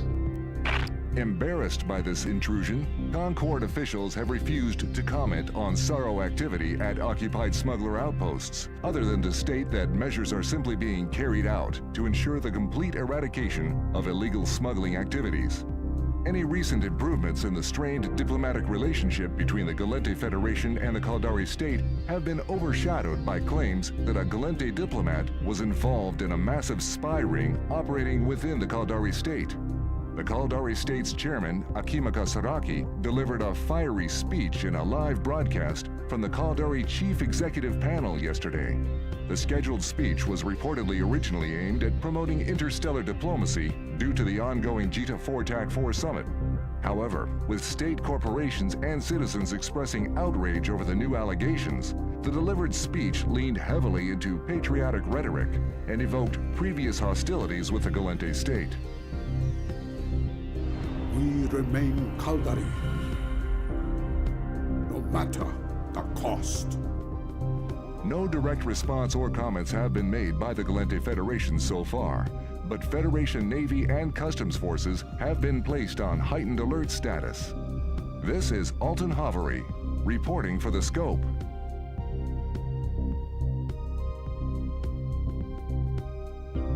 Okay, so the Deathless comes out and shows himself, and like I said, he's clearly working with Entire Direct Action, on a Kotoba Brigade, Sekal Mercenary Group, or, you know, the Sekal Clan, etc.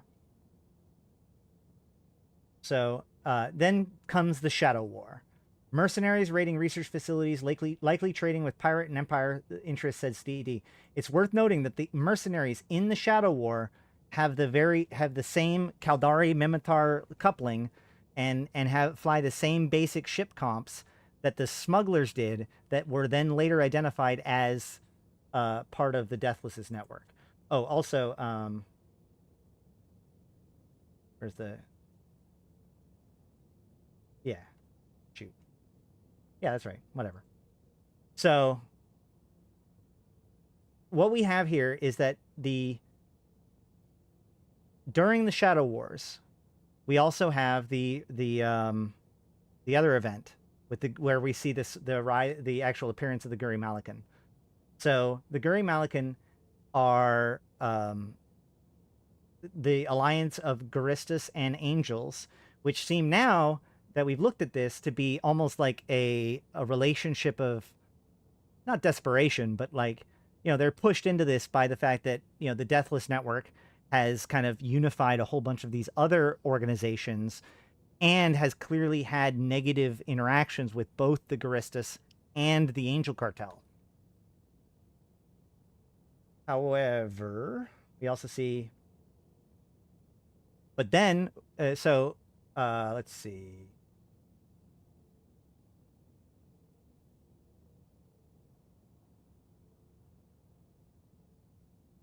Angel Cartel and Guristas Pirates reportedly agreed to division of smuggling routes and sphere of influence.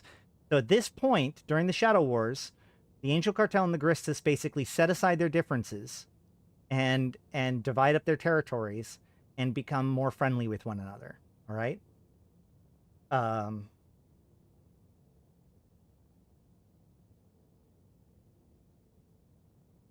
Might be it for that one.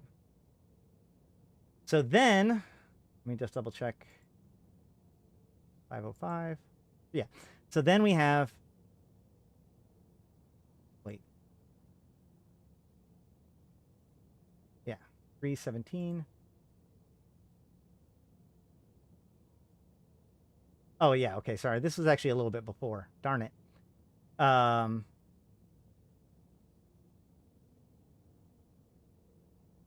Edencom intelligence has reported a deeply concerning trend of capsular and mercenary involvement in Triglavian technology acquisition and trading, according to reports presented by the Count Inner Circle by Provost Marshal Gashia Valkanir. The Edencom analysis of recent activity is identified as an alarming spike of activity by mercenaries associated with organized crime groups representing an alliance between renegade Caldari and Mimitar interests.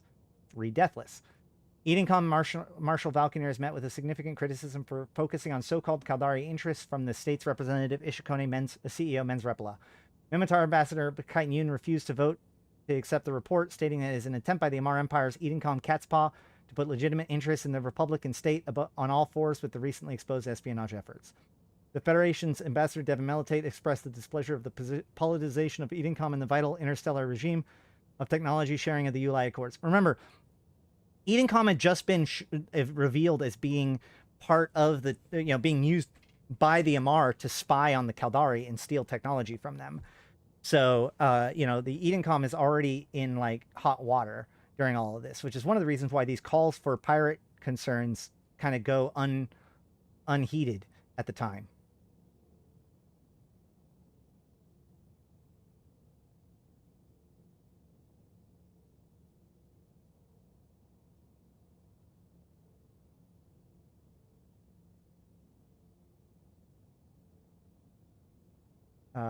Garissus pirates steal shipment of biotechnology research tools in transit to Republic to State. Caldari State peacekeepers investigate claims of Sorrow Red Troop and derail commando units' atrocities in Pregler. Serpentis Inquis record profits from military cyber implants and war clone development divisions. Reports claim Angel Cartel and Krulifer Organization peace treaty on Anur as demands rise for contraband throughout Molten Heath. So there you go. We now have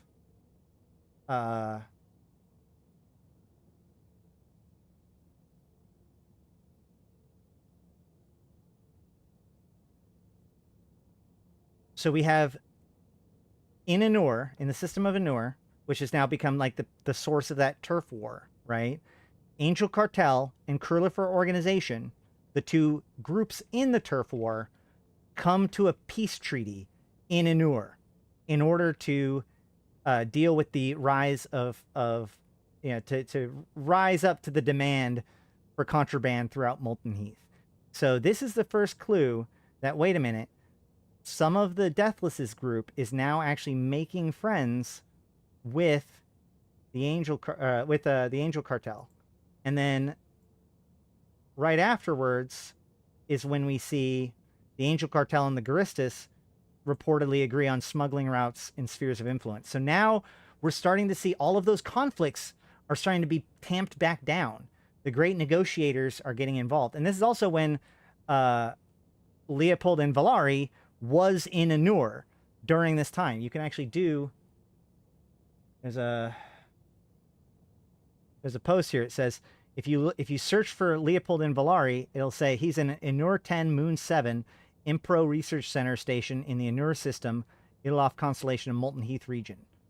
So that's interesting because, again, that's where the deal between the turf war was done.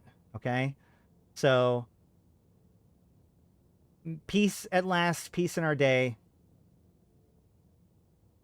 between the pirates.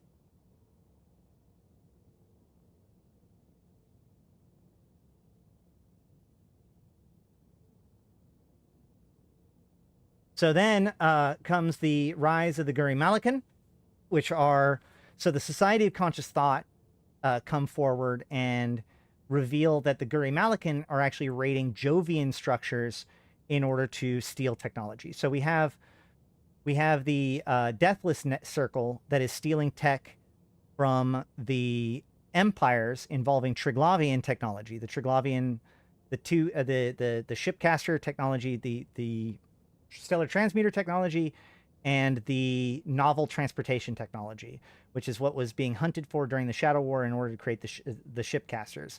That same technology was also being stolen by the mercenaries, working for the Deathless, presumably, in order to sell on the free market broadly. At around that same time, we see this newly formed Guri Malakan kind of unify together in order to start raiding Jovian facilities. So we now have Deathless is going after Triglavian, Guri is going after Jovian. It makes sense that the Guri Malakan would go after the Jovian because the Guri Malakan include the Angels Cartel, which is probably the people that are the most knowledgeable about Jovian technology in the cluster right now. So they both go after their own things in order to gain power. We see this kind of arms race going up between the Guri Malakan and the Deathless Circle. CDIA reports claims the Guri Malakan coalition of Angel Cartel and Gristis pirates exploiting new mutual interests. What is that new mutual interests? Dealing with the Deathless Circle. New protests. Is there anything else? Research and archaeotech activities of Society Conscious Thought attacked by Guri Malakan pirate grouping. Angel Cartel dominations leadership pursuing relatively peaceful strategy in espionage and tech smuggling, says CDIA.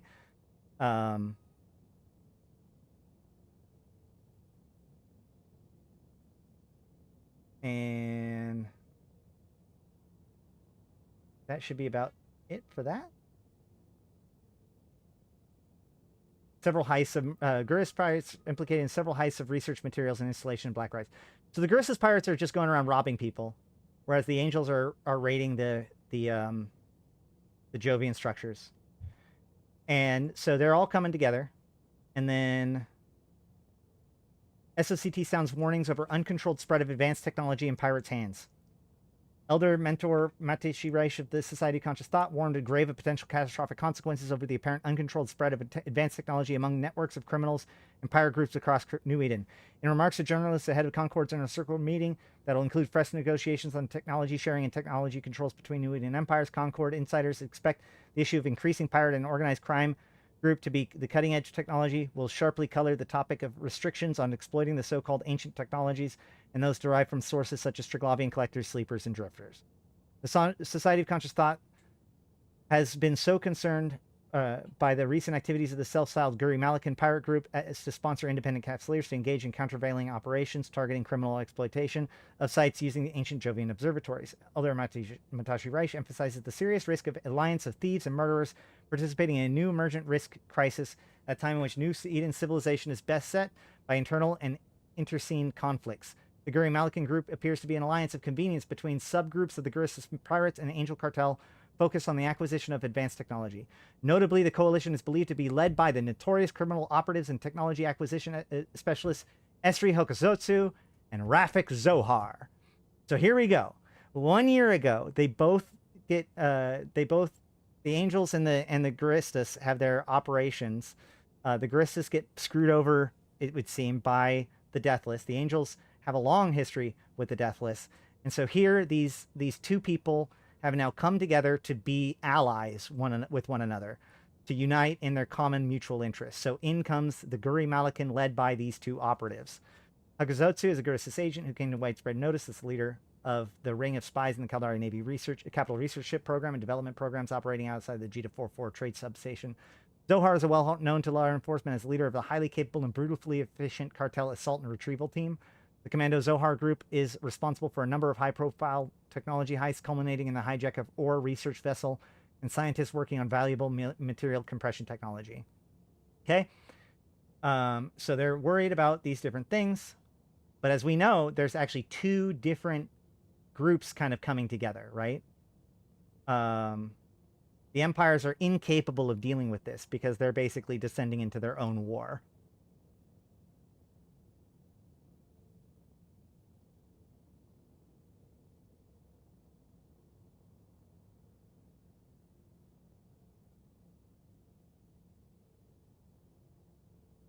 Yeah, that's it for that.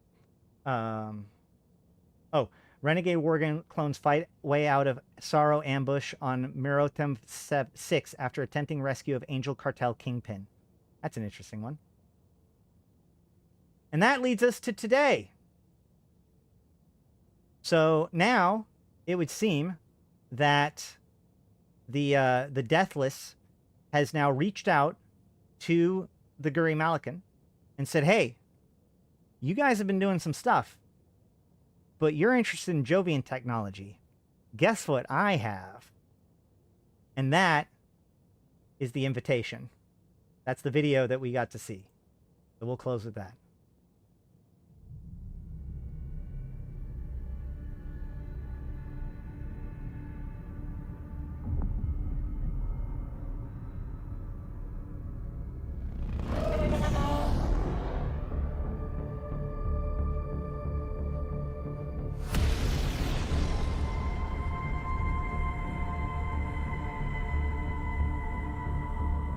So this is a Guri Malakan base.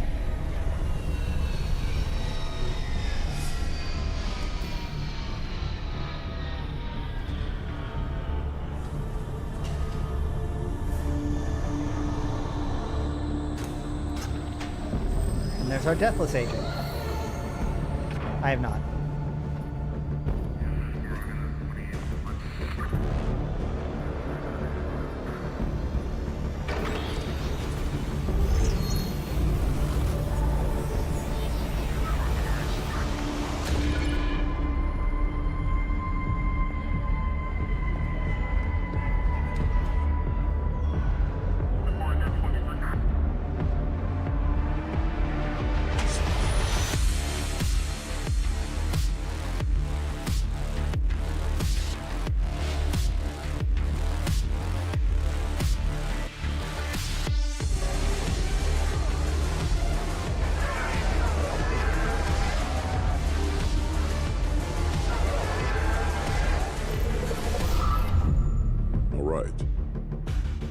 Let's see it.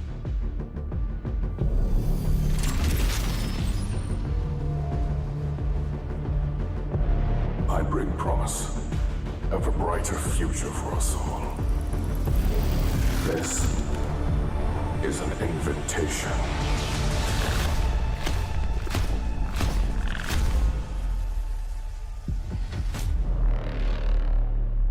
So again, what is the Deathless inviting them to?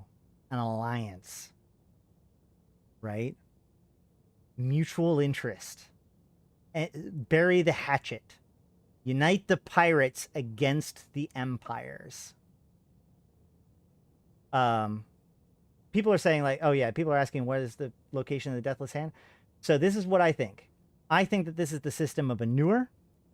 I think that the Deathless is operating in the system of Anur, and that is his major base of operations. As we saw, it was a major place for the conflict, and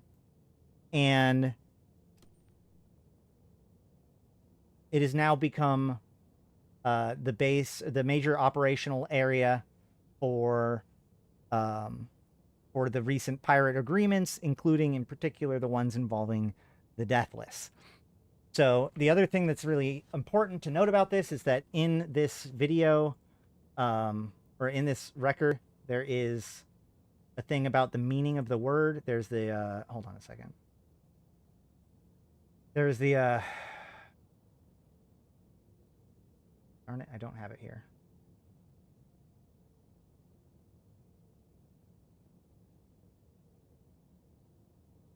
Oh, I guess we could do this one too.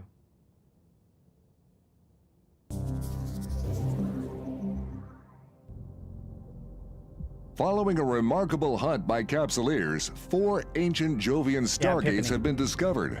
The first stargate was found in the devastated system of Turner, discovered by the Winterco Research Group. The same group also located another gate in G-0Q86.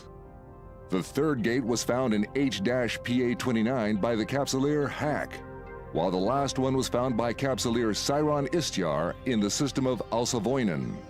Both these Capsuleers wished to mention and acknowledge the open source efforts done by the Arydanika Research Consortium and collaborators, attributing to them a crucial role in finding the gates.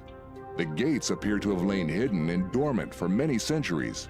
While the gates are currently offline, they're shrouded by an unusual active cloaking field and appear to be completely intact. The discovery of the Stargates was the culmination of tremendous efforts by capsuleers to collect and decipher pirate data in recent days. The gate's search was sparked by leaked security footage from an undisclosed pirate hideout showing a figure now confirmed to be the Deathless, the shadowy leader of a circle of pirates, smugglers, and mercenaries. In a ceremony held at the School of Conscious Thought at FDZ 4-A, Elder Mentor Machi Raish awarded the capsuleers involved and vowed further investigation. On behalf of the Society of Conscious Thought and the people of New Eden, we thank you for your efforts and perseverance in the search for these Jovian Stargates. Your achievement is remarkable, and as promised, you will receive your due reward. Preliminary findings from a survey of the first gate to be found indicate that it has probably been recently reconnected with its destination system.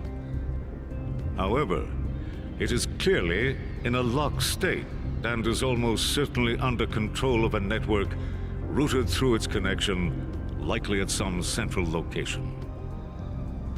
We speculate that the controlling location is that referred to by the name Zarzak. This name appears to be an ancient Amar word, meaning at the edge, but it is currently unclear what this may refer to. We believe that the Deathless is controlling the state of this gate and any others that exist from this Zarzak location. Rest assured that every effort will be made to gain further understanding of this remarkable discovery, and make sure that the opportunities and knowledge it brings will be used to the benefit of all of New Eden. Thank you. Where do these gates lead is the question that's on everyone's mind today. The Scope will continue to monitor this story and keep you informed as it develops. This is Alton Hovery, reporting for the Scope. So, yeah, there you go. The Jovian Stargates that lead to a place, what is it? Referred to by the name Zarzak. Zarzak, which means the edge, right? Well, if you look at the Amarian territory, if you assume that the Minmatar, remember, this whole area was Amarian territory, then Molten Heath is at the edge of that territory, and Anur is right there at the boundary, right before what's known as the point of no return. So there could be he could have maybe occupied the point of no return, but my point is that it really seems like the focus is going to be on Anur or the area around it when it comes to the Deathless and the Angels.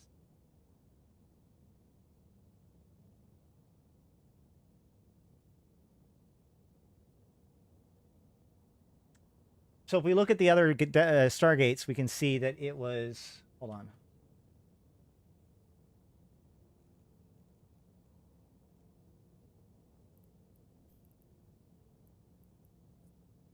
So the system of GTAC OQ86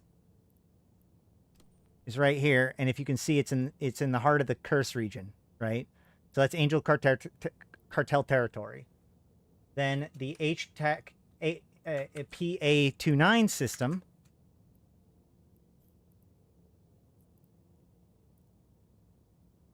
is in the heart of Venal, or not heart, but the edge of Venal. So near the Garistus.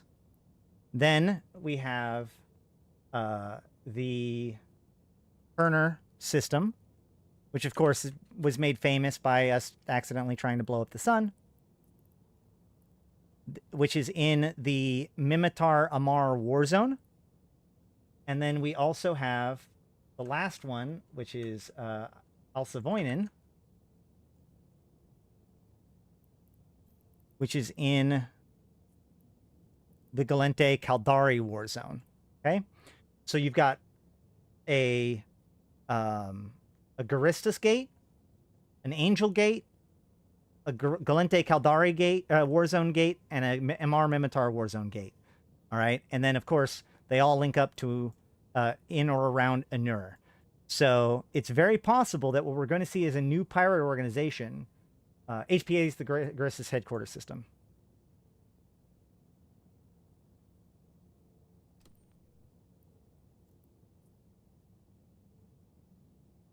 That seems right.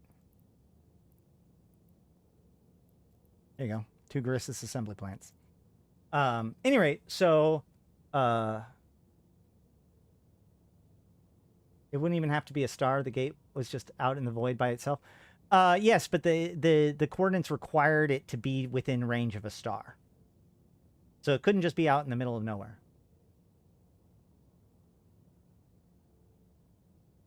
It could be a new region, but I'm just saying, like, I still think that Anur is a really good suspicion, given how much focus, as we've seen, how many times Anur has shown up in the lore or in the story so far.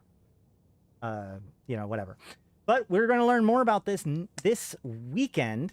Unfortunately, this little walk through history has taken us the entire time for my stream. So tomorrow we will return and we will talk all about FanFest. We'll talk about what we can expect from FanFest. We can talk about predictions from FanFest, how it all go. We did the calendar last week, but we're going to go over it again because I also only looked at the streaming calendar last week. So we're going to look at the other calendar stuff and get people ready and hyped up for the EVE 20th year FanFest event. It's going to be crazy. I'm going to be around all this weekend doing videos and commentary and all that kind of stuff. There's going to be a lot going on, but I think that probably just about covers it for today. I hope this has been a fun little journey through time. I know I said it was about Angel Cartel, but everything kind of spirals out. So I hope that I tried to get that, like, the thread of why all this stuff is important, while at the same time not going down too many of the crazy rabbit holes. I'm sure that people are going to be upset if I don't mention Mithra's Gate. I don't know how that all ties into this, or even when Mithra's Gate occurs chronologically. So it was hard for me to work into this narrative, but there's a lot going on with the Angel Cartel. And I hope that this helps. I have other videos on the Garistas and the Gallente, the Caldari, all sorts of stuff on the lore on the video, or on the YouTubes, on my channel. There's playlists and whatnot.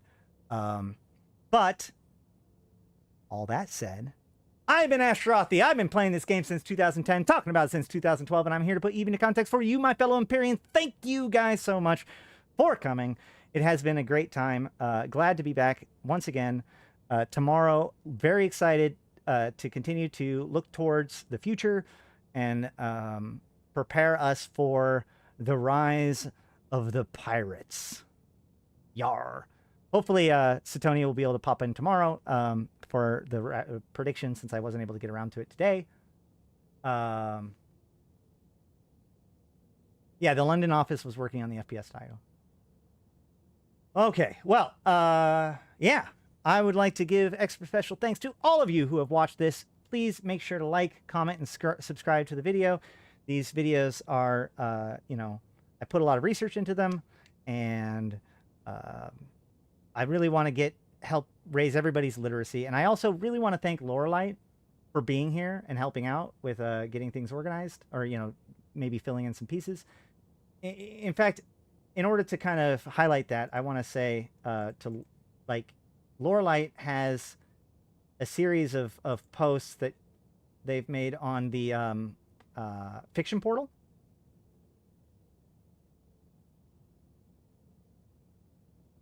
So you can follow along the craziest conspiracy drama that has been going on since, as you can see, 2018, and leads on to like 2 days ago. So this is, of course, player-based stuff, but when it comes to these kinds of things in particular in the story, okay, well, there you go, Satonia. I will say that my prediction is that we're going to get a very pirate-centric and law Crime Watch, smuggling kind of update. That's my prediction. But we're going to go more into that tomorrow.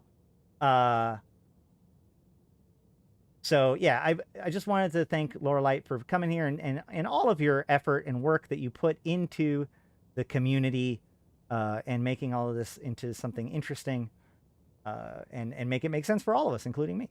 So, and then of course I want to thank my top sponsors: Abyssus, Aikawarazu Chan, Arkas Ilring, Arydanika the Queen, Belligerent Neckbeard, Black Rose Noble, Dajat Lemmont, Drake, Golden Age Story, J. Coon, Lumi, Midnight Space Monkey, Milk, Not Just Fun, Seeds of Plenty, Serenolin with No Eyes, Syliana Vel'ash, Tgen Tgen, Nephilim, Grendel, Yantey Lepouf, Zaul Nex, as well as my Immortal tier supporters: 745 MPSI, Ebo Leet, May, Malak Starfire, Merc Utan, Nihilum, LM1, and Rid. Thank you guys so much. Can't wait to see you guys tomorrow. But until then, I've been Ashrothi, the voice of New Eden, and I'll see you in space.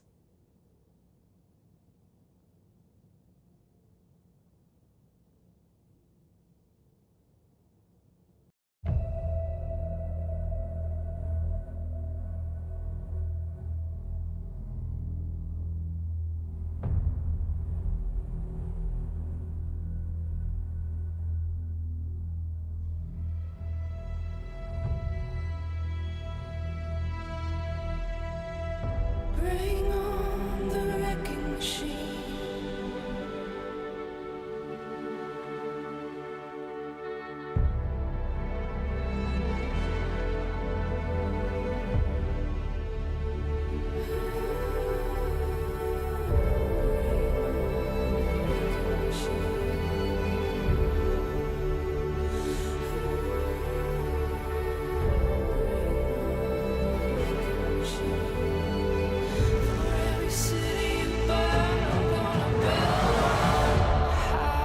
Thank you, Sheesh, for your donation and support, man. Everybody give a good thanks to Sheesh.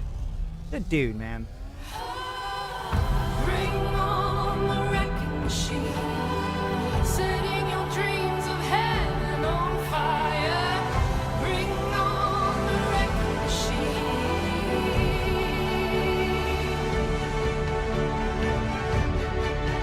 Bring on the wrecking machine. Bring on the wrecking machine.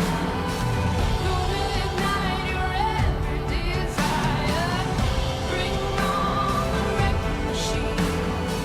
For every city you burn, let it burn, let it burn, let it burn.